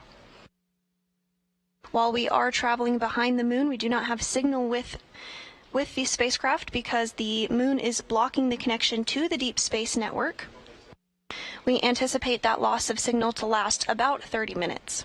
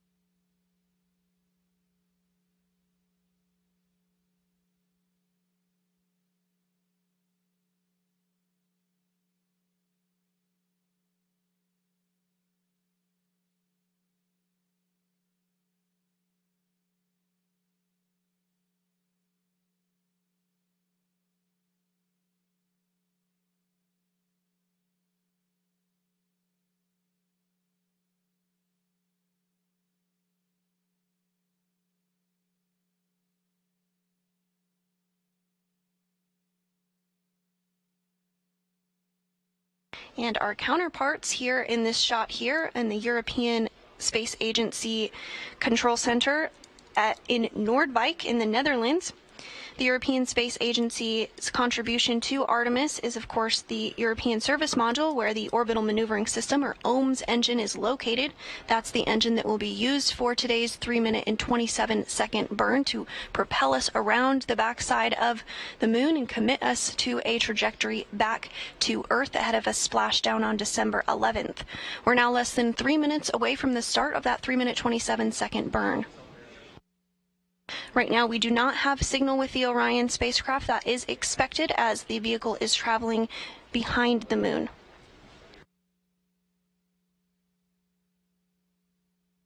This loss of signal will last about 30 minutes.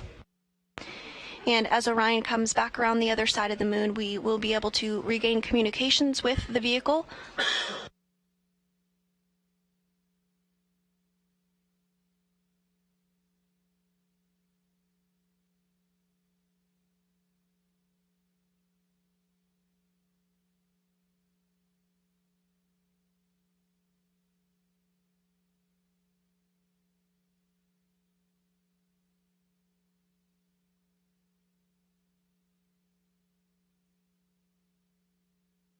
Now less than 2 minutes from today's return-powered flyby burn.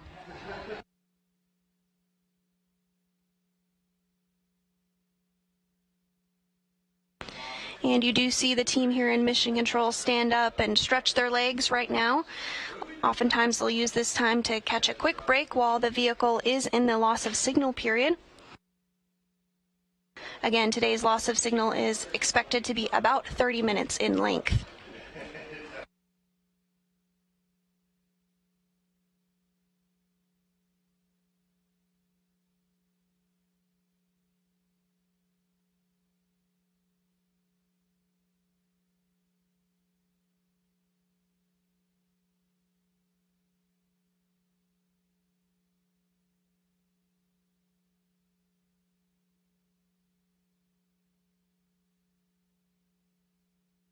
One minute until the start of today's return-powered flyby burn.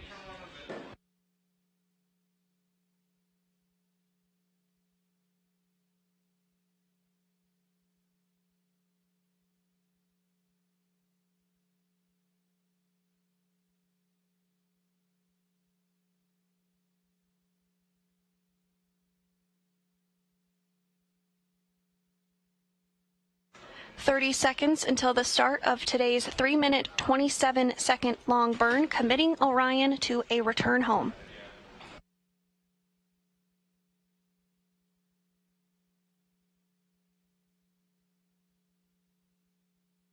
"15 seconds until burn start."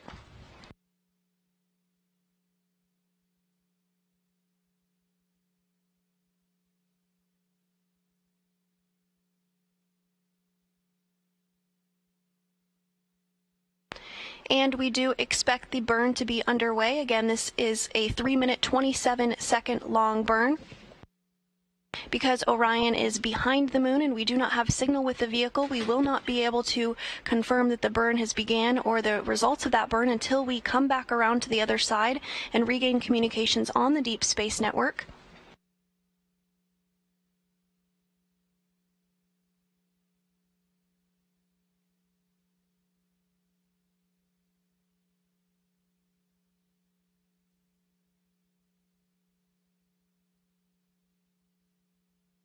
Today's burn is being completed with the Orbital Maneuvering System, or OMS engine. That's the largest engine on the bottom of the European Service Module.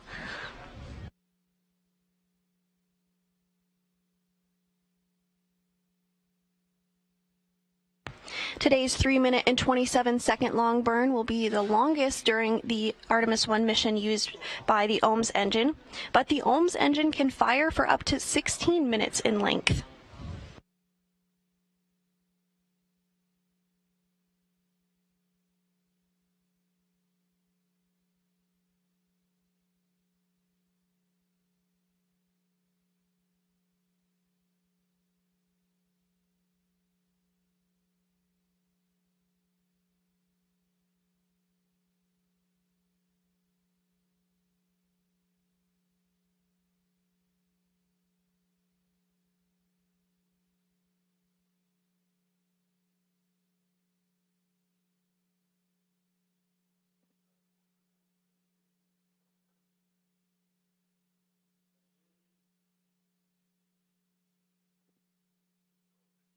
Now approaching the 2-minute mark into today's return-powered flyby burn, 1 minute and 27 seconds remaining.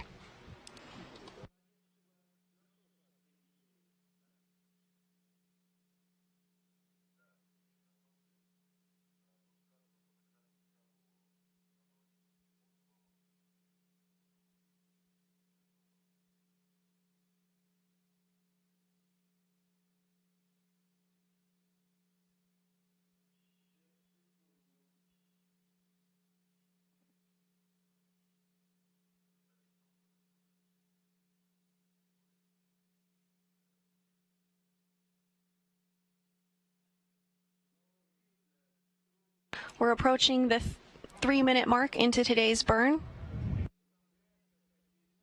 Again, this burn is critical as it will slingshot us around the backside of the moon and place us on a trajectory ahead of a splashdown off the coast of California. 3 minutes into the burn, 27 seconds remaining.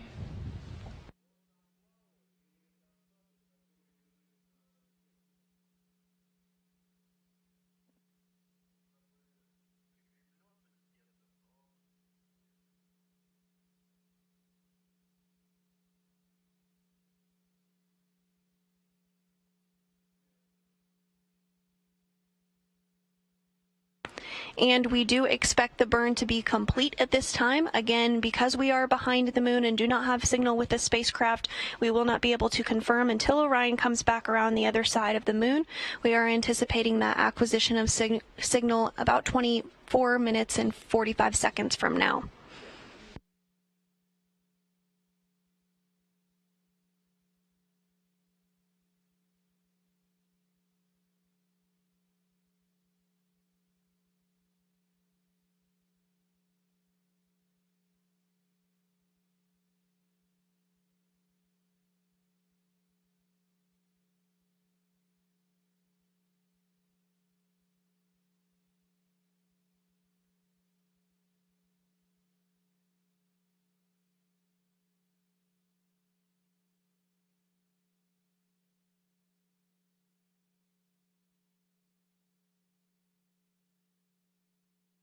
And if you're just joining us, the return-powered flyby burn, the burn that is going to send Orion back around the other side of the moon in anticipation of a splashdown next week off the coast of California, has completed. Orion is still behind the moon at this hour, and we are in a period of a loss of signal with the vehicle. We're anticipating to get that acquisition of signal back less than 24 minutes from now. But while Orion continues its journey around the moon, I do have a very special guest joining me today. This is Najud Moranci. She is the chief of the Exploration Mission Planning Office here at the Johnson Space Center in Houston, Texas. So thank you so much for joining us today, Najud. Thank you. Glad to be here. Super special to be here for RPF. Yeah, absolutely. It's an exciting moment indeed. This burn really commits Orion to a return journey home.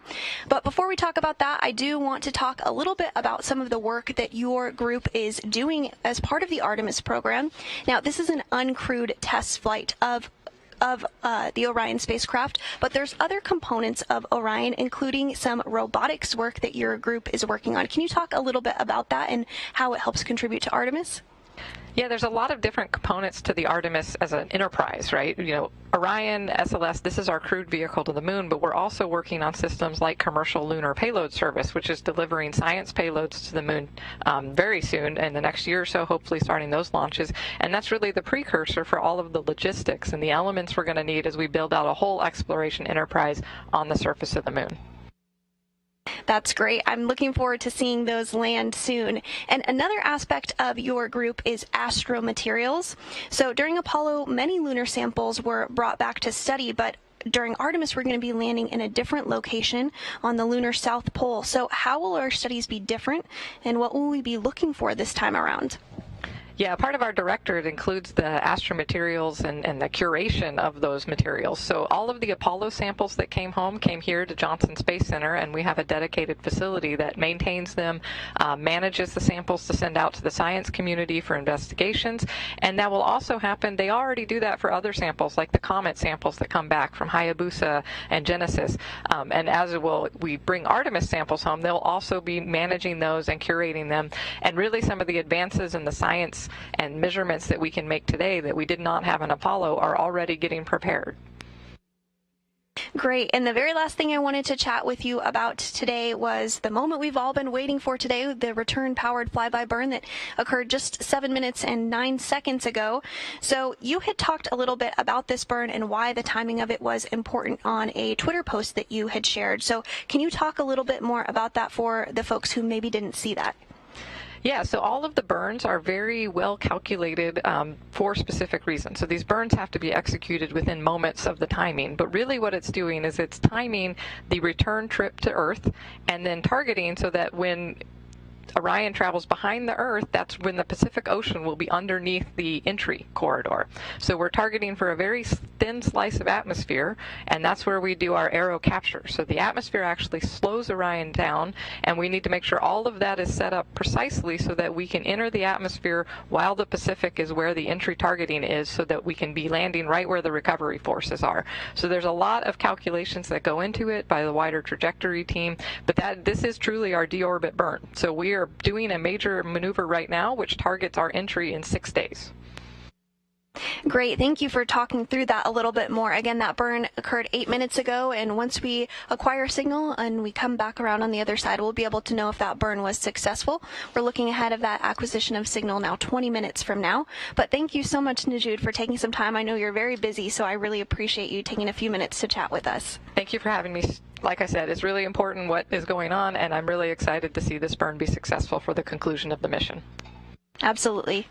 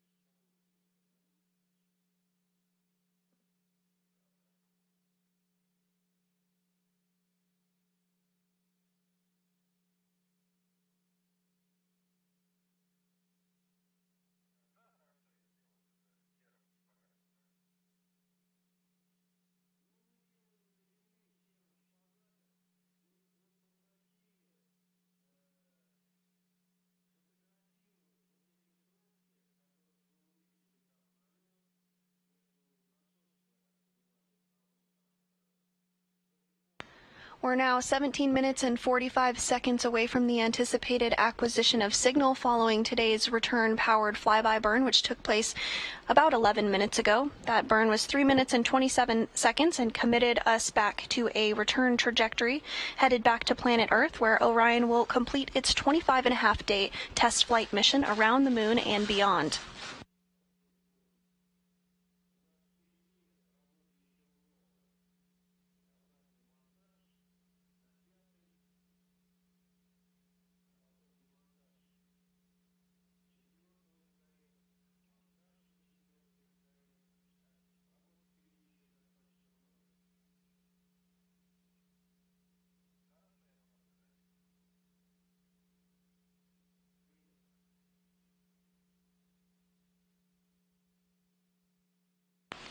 Now, the last time NASA made a journey around the moon in anticipation of a return home to Earth was during the final Apollo mission in 1972. That crew launched nearly 50 years ago to the day on December 7th, 1972. As part of that flight, Commander Gene Cernan and Lunar Module pilot Harrison Smith walked on the moon, while Command Module pilot Ronald Evans orbited above. The crew splashed down on December 19th, 1972, and completed 3 spacewalks during their mission. And during Apollo 17, they orbited the moon 75 times.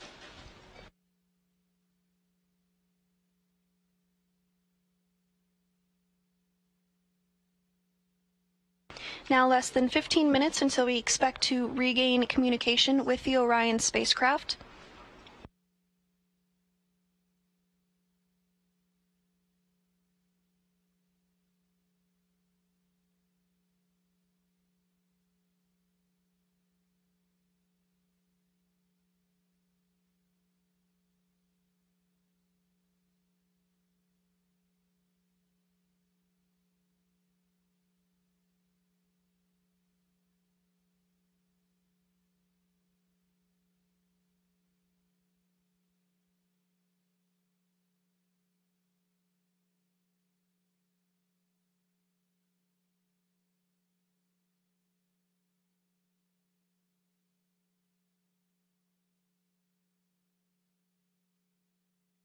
If you're just joining us today, 13 minutes and 30 seconds ago, the orbital maneuvering system on board Orion fired for 3 minutes and 27 seconds, propelling the spacecraft around the moon and placing it into a trajectory ahead of a return back to Earth. Orion will splash down on December 11th, completing a 25-and-a-half-day uncrewed test flight in which it broke the longest distance from Earth by a human-rated spacecraft meant to return back to Earth. At its furthest point from Earth, Orion was 268,563 miles from our home planet.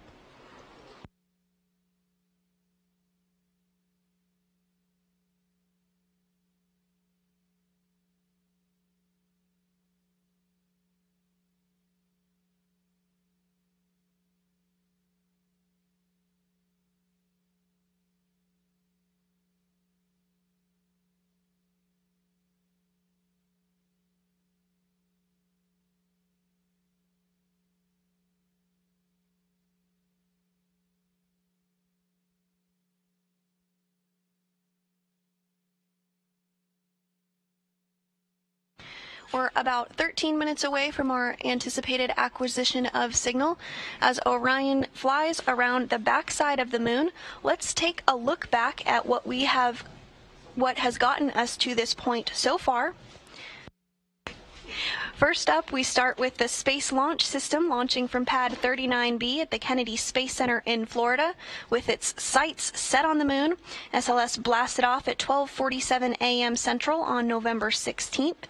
You see those 4 RS-25 engines lighting up the Space Coast. You can also see the core stage climb up, as well as one of the 2 solid rocket boosters in this view. And on top of the vehicle is the launch abort system, and of course the Orion spacecraft now behind the moon. This video shows SLS and Orion's climb to orbit from the perspective of a camera on the rocket. It was about an 8.5-minute climb into orbit. You can see the launch pad grow smaller and smaller as the Space Launch System propels Orion into orbit. Following liftoff and the climb to orbit, the translunar injection burn took place.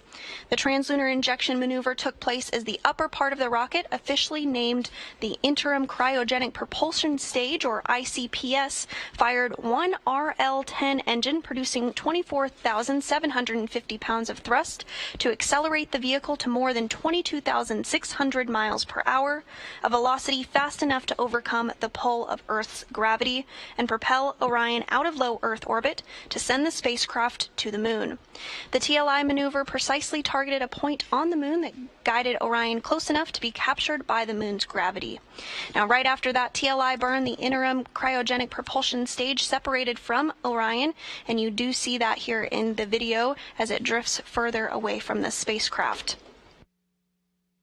Later that day, we received our first imagery of Earth, as well as completed the first checkout of the Orbital Maneuvering System, or OMS engine.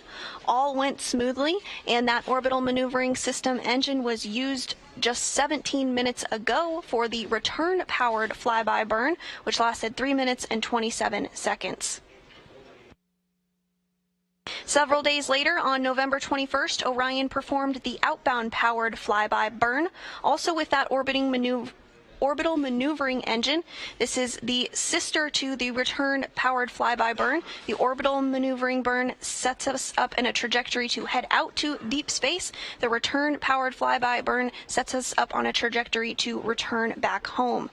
This video shows Orion as it approached the moon for this burn.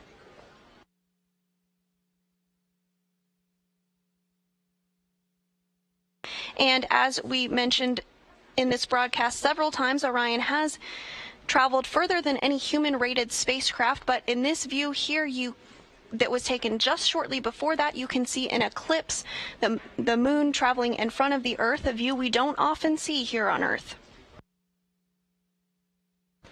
And this photo was taken on Flight Day 13, November 28th, when Orion reached its maximum distance from Earth, when it was 268,563 miles away from our home planet.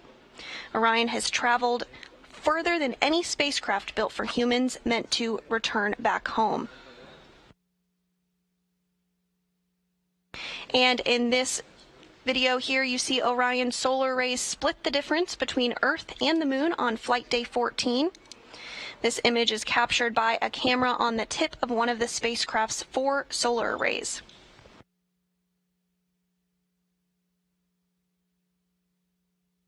And just last week, on December 1st, the distant retrograde departure burn occurred, which placed Orion in a trajectory to exit the distant retrograde orbit and head back toward the Moon ahead of today's return-powered flyby, which occurred just 19 minutes 15 seconds ago. In this view here, you can see the solar arrays, gimbal, as well as a Earth in the almost center of your screen there. So as you can see, Orion has had a busy journey in its 20 days of the mission so far, but it's not finished yet. We have about 5.5 days to go until splashdown. But today's return-powered flyby burn was the first step in getting us to the splashdown point. That burn commits us to returning home.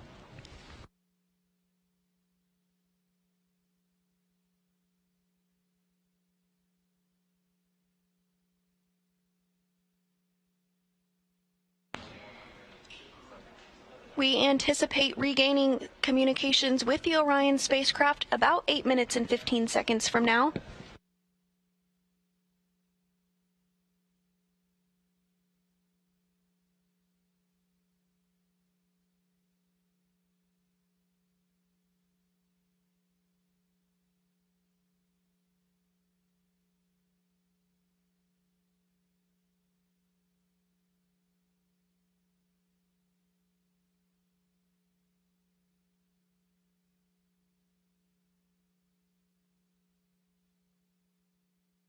You're looking at a view inside Mission Control Houston. This is the white flight control room.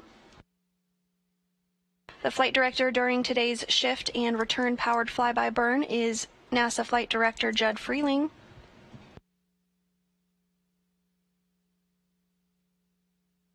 You do see a few of the console positions looking a little empty. That is because we are in that loss of signal period. This is a great time for the flight controllers here in Houston to grab a quick break.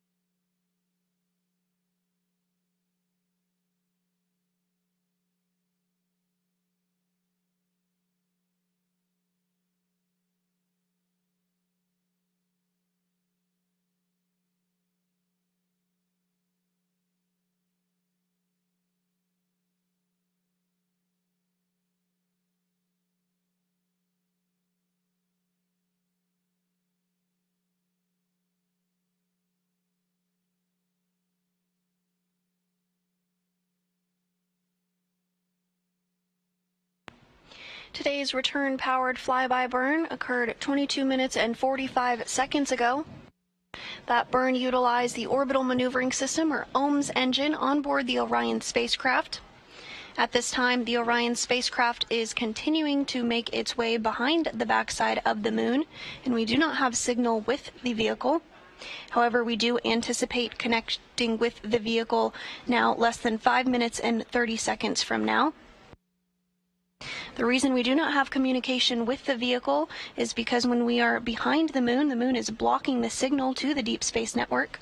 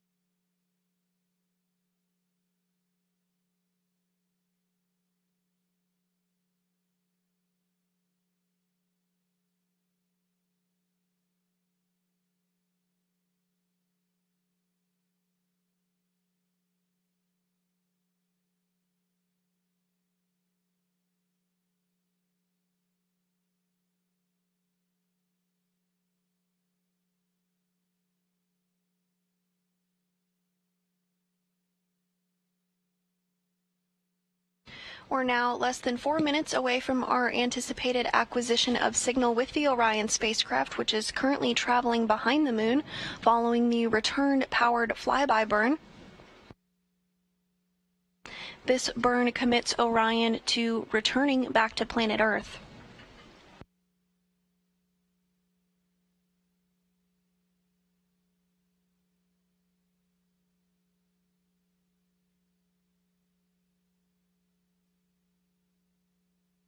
This return-powered flyby sends Orion close enough to the lunar surface to leverage the moon's gravitational force and swing the spacecraft into a trajectory to return back to Earth. Now, just before the burn began 25.5 minutes ago, Orion did complete its closest approach to the moon, at which point it was just under 80 miles away from the lunar surface.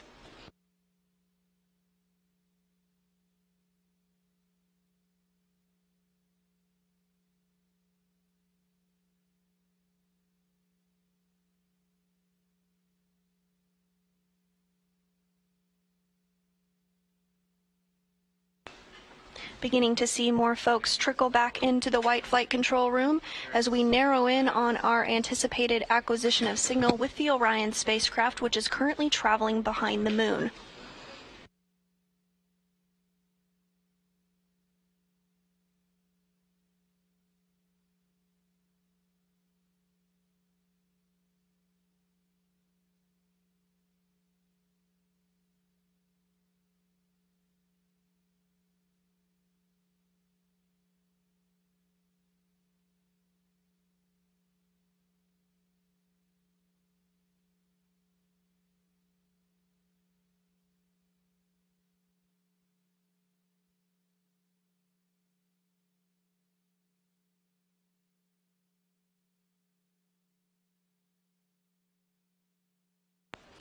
Now 1 minute and 30 seconds away from our anticipated acquisition of signal with the Orion spacecraft.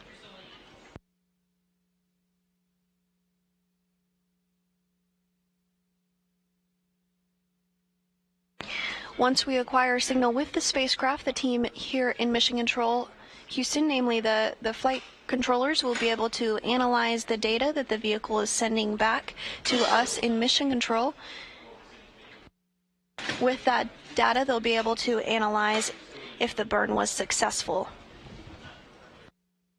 Less than 1 minute away from our anticipated acquisition of signal with the Orion spacecraft.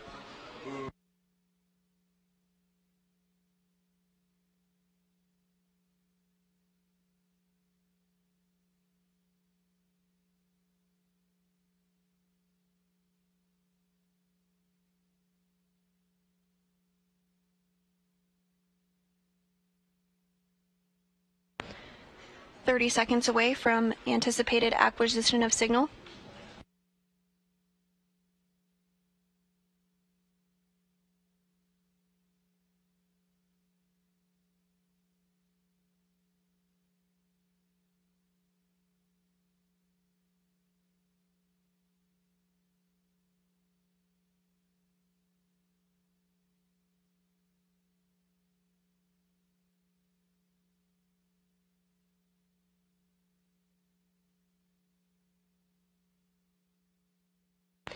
And we are standing by for acquisition of signal with the Orion spacecraft.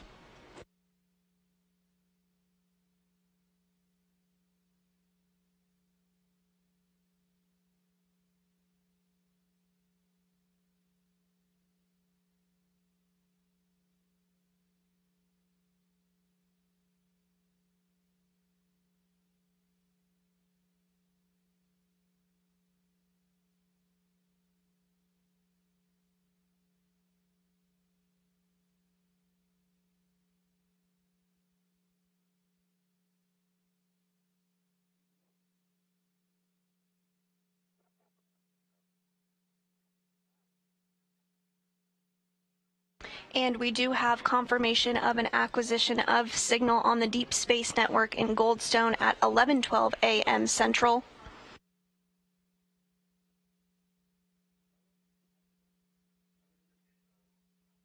You're getting a view of the lunar surface from Orion's perspective.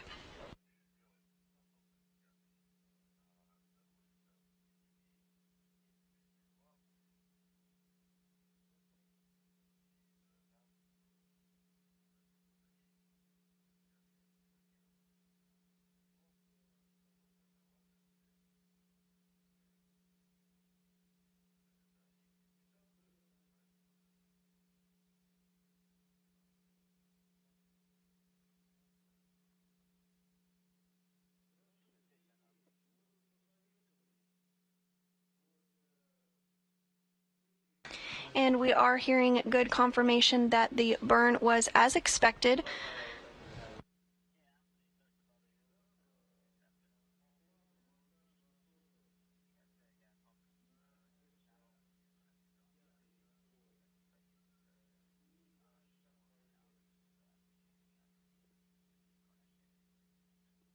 If you're just joining us, Orion completed its return-powered flyby burn, which slingshot it around the moon and committed Orion to a return trajectory back to planet Earth, hearing that that burn went smoothly and as expected.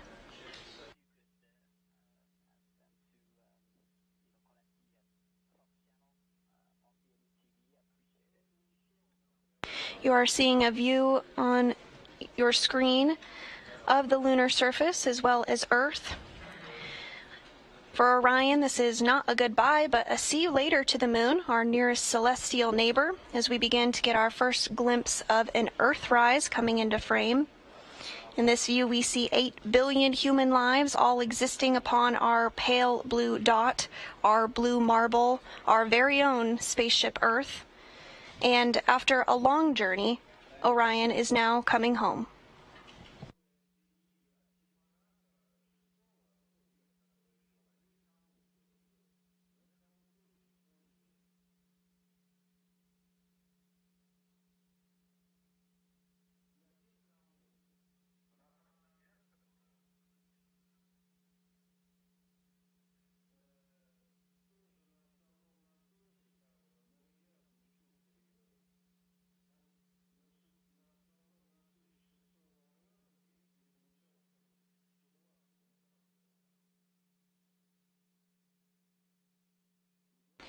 From this view, Orion is 1,277 miles above the lunar surface following its return-powered flyby burn, which sent it around the backside of the moon.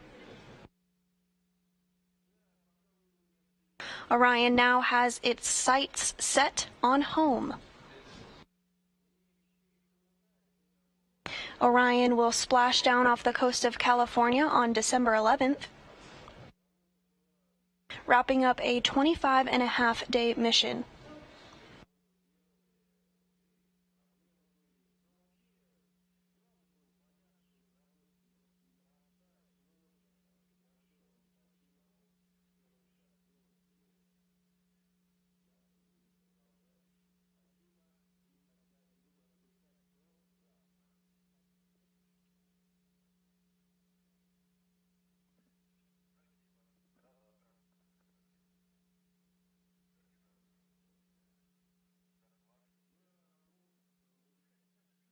This is a view from inside the White Flight Control Room here in Mission Control Houston.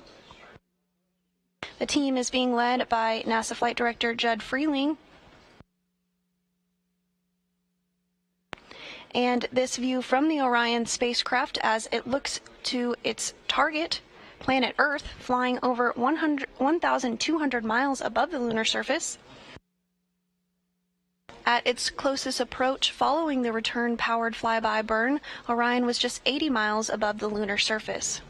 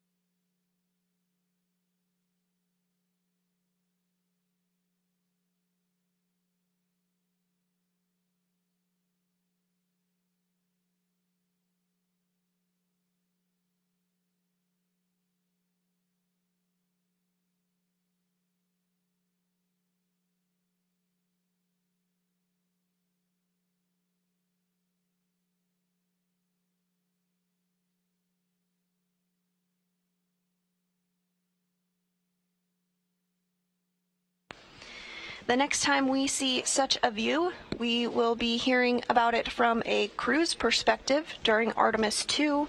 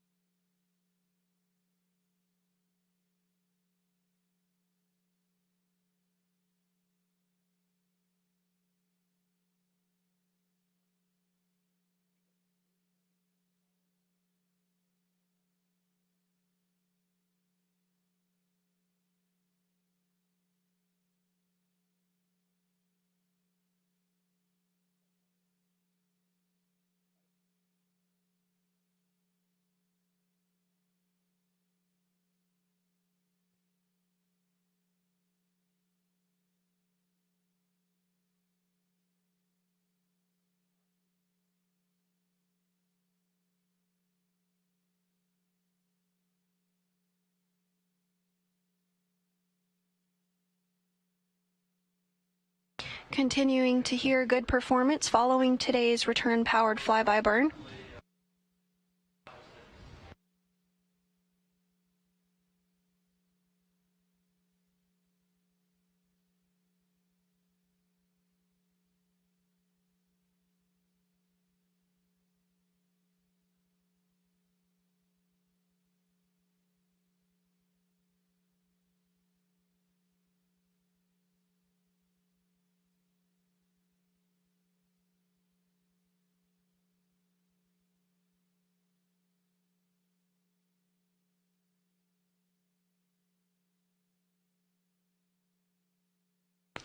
The Orion spacecraft is continuing to distance itself from the moon, now over 1,500 miles away from the lunar surface. Throughout the course of the next few days, we will see the distance from Earth continue to grow smaller and smaller. Orion is now 242,000 miles away from planet Earth. The spacecraft is moving at a velocity of 2,150 miles per hour.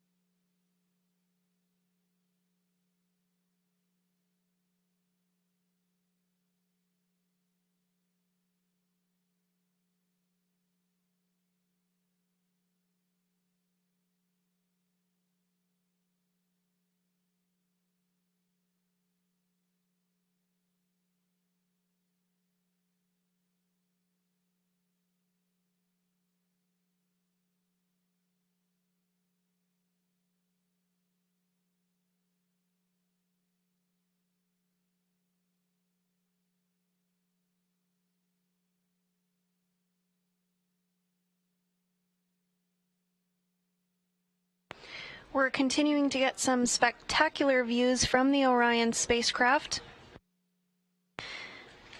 This view is from one of the solar array wing or SAW cameras on board the vehicle. The vehicle now over 1,680 miles away from the moon.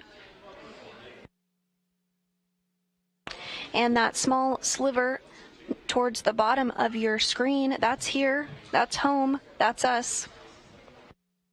And that is where Orion is headed next.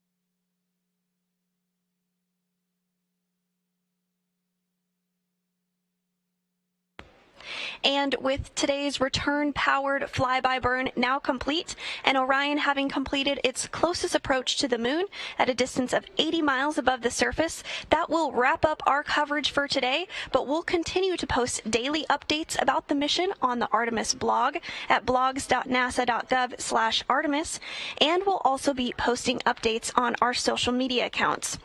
Later today, we'll have a briefing at 4 p.m. Central where representatives from NASA will discuss today's return-powered flyby, which we hope you'll tune in for. And we'll also be covering Orion's re-entry into Earth's atmosphere and its splashdown live on air next week. But until then, this is Mission Control Houston.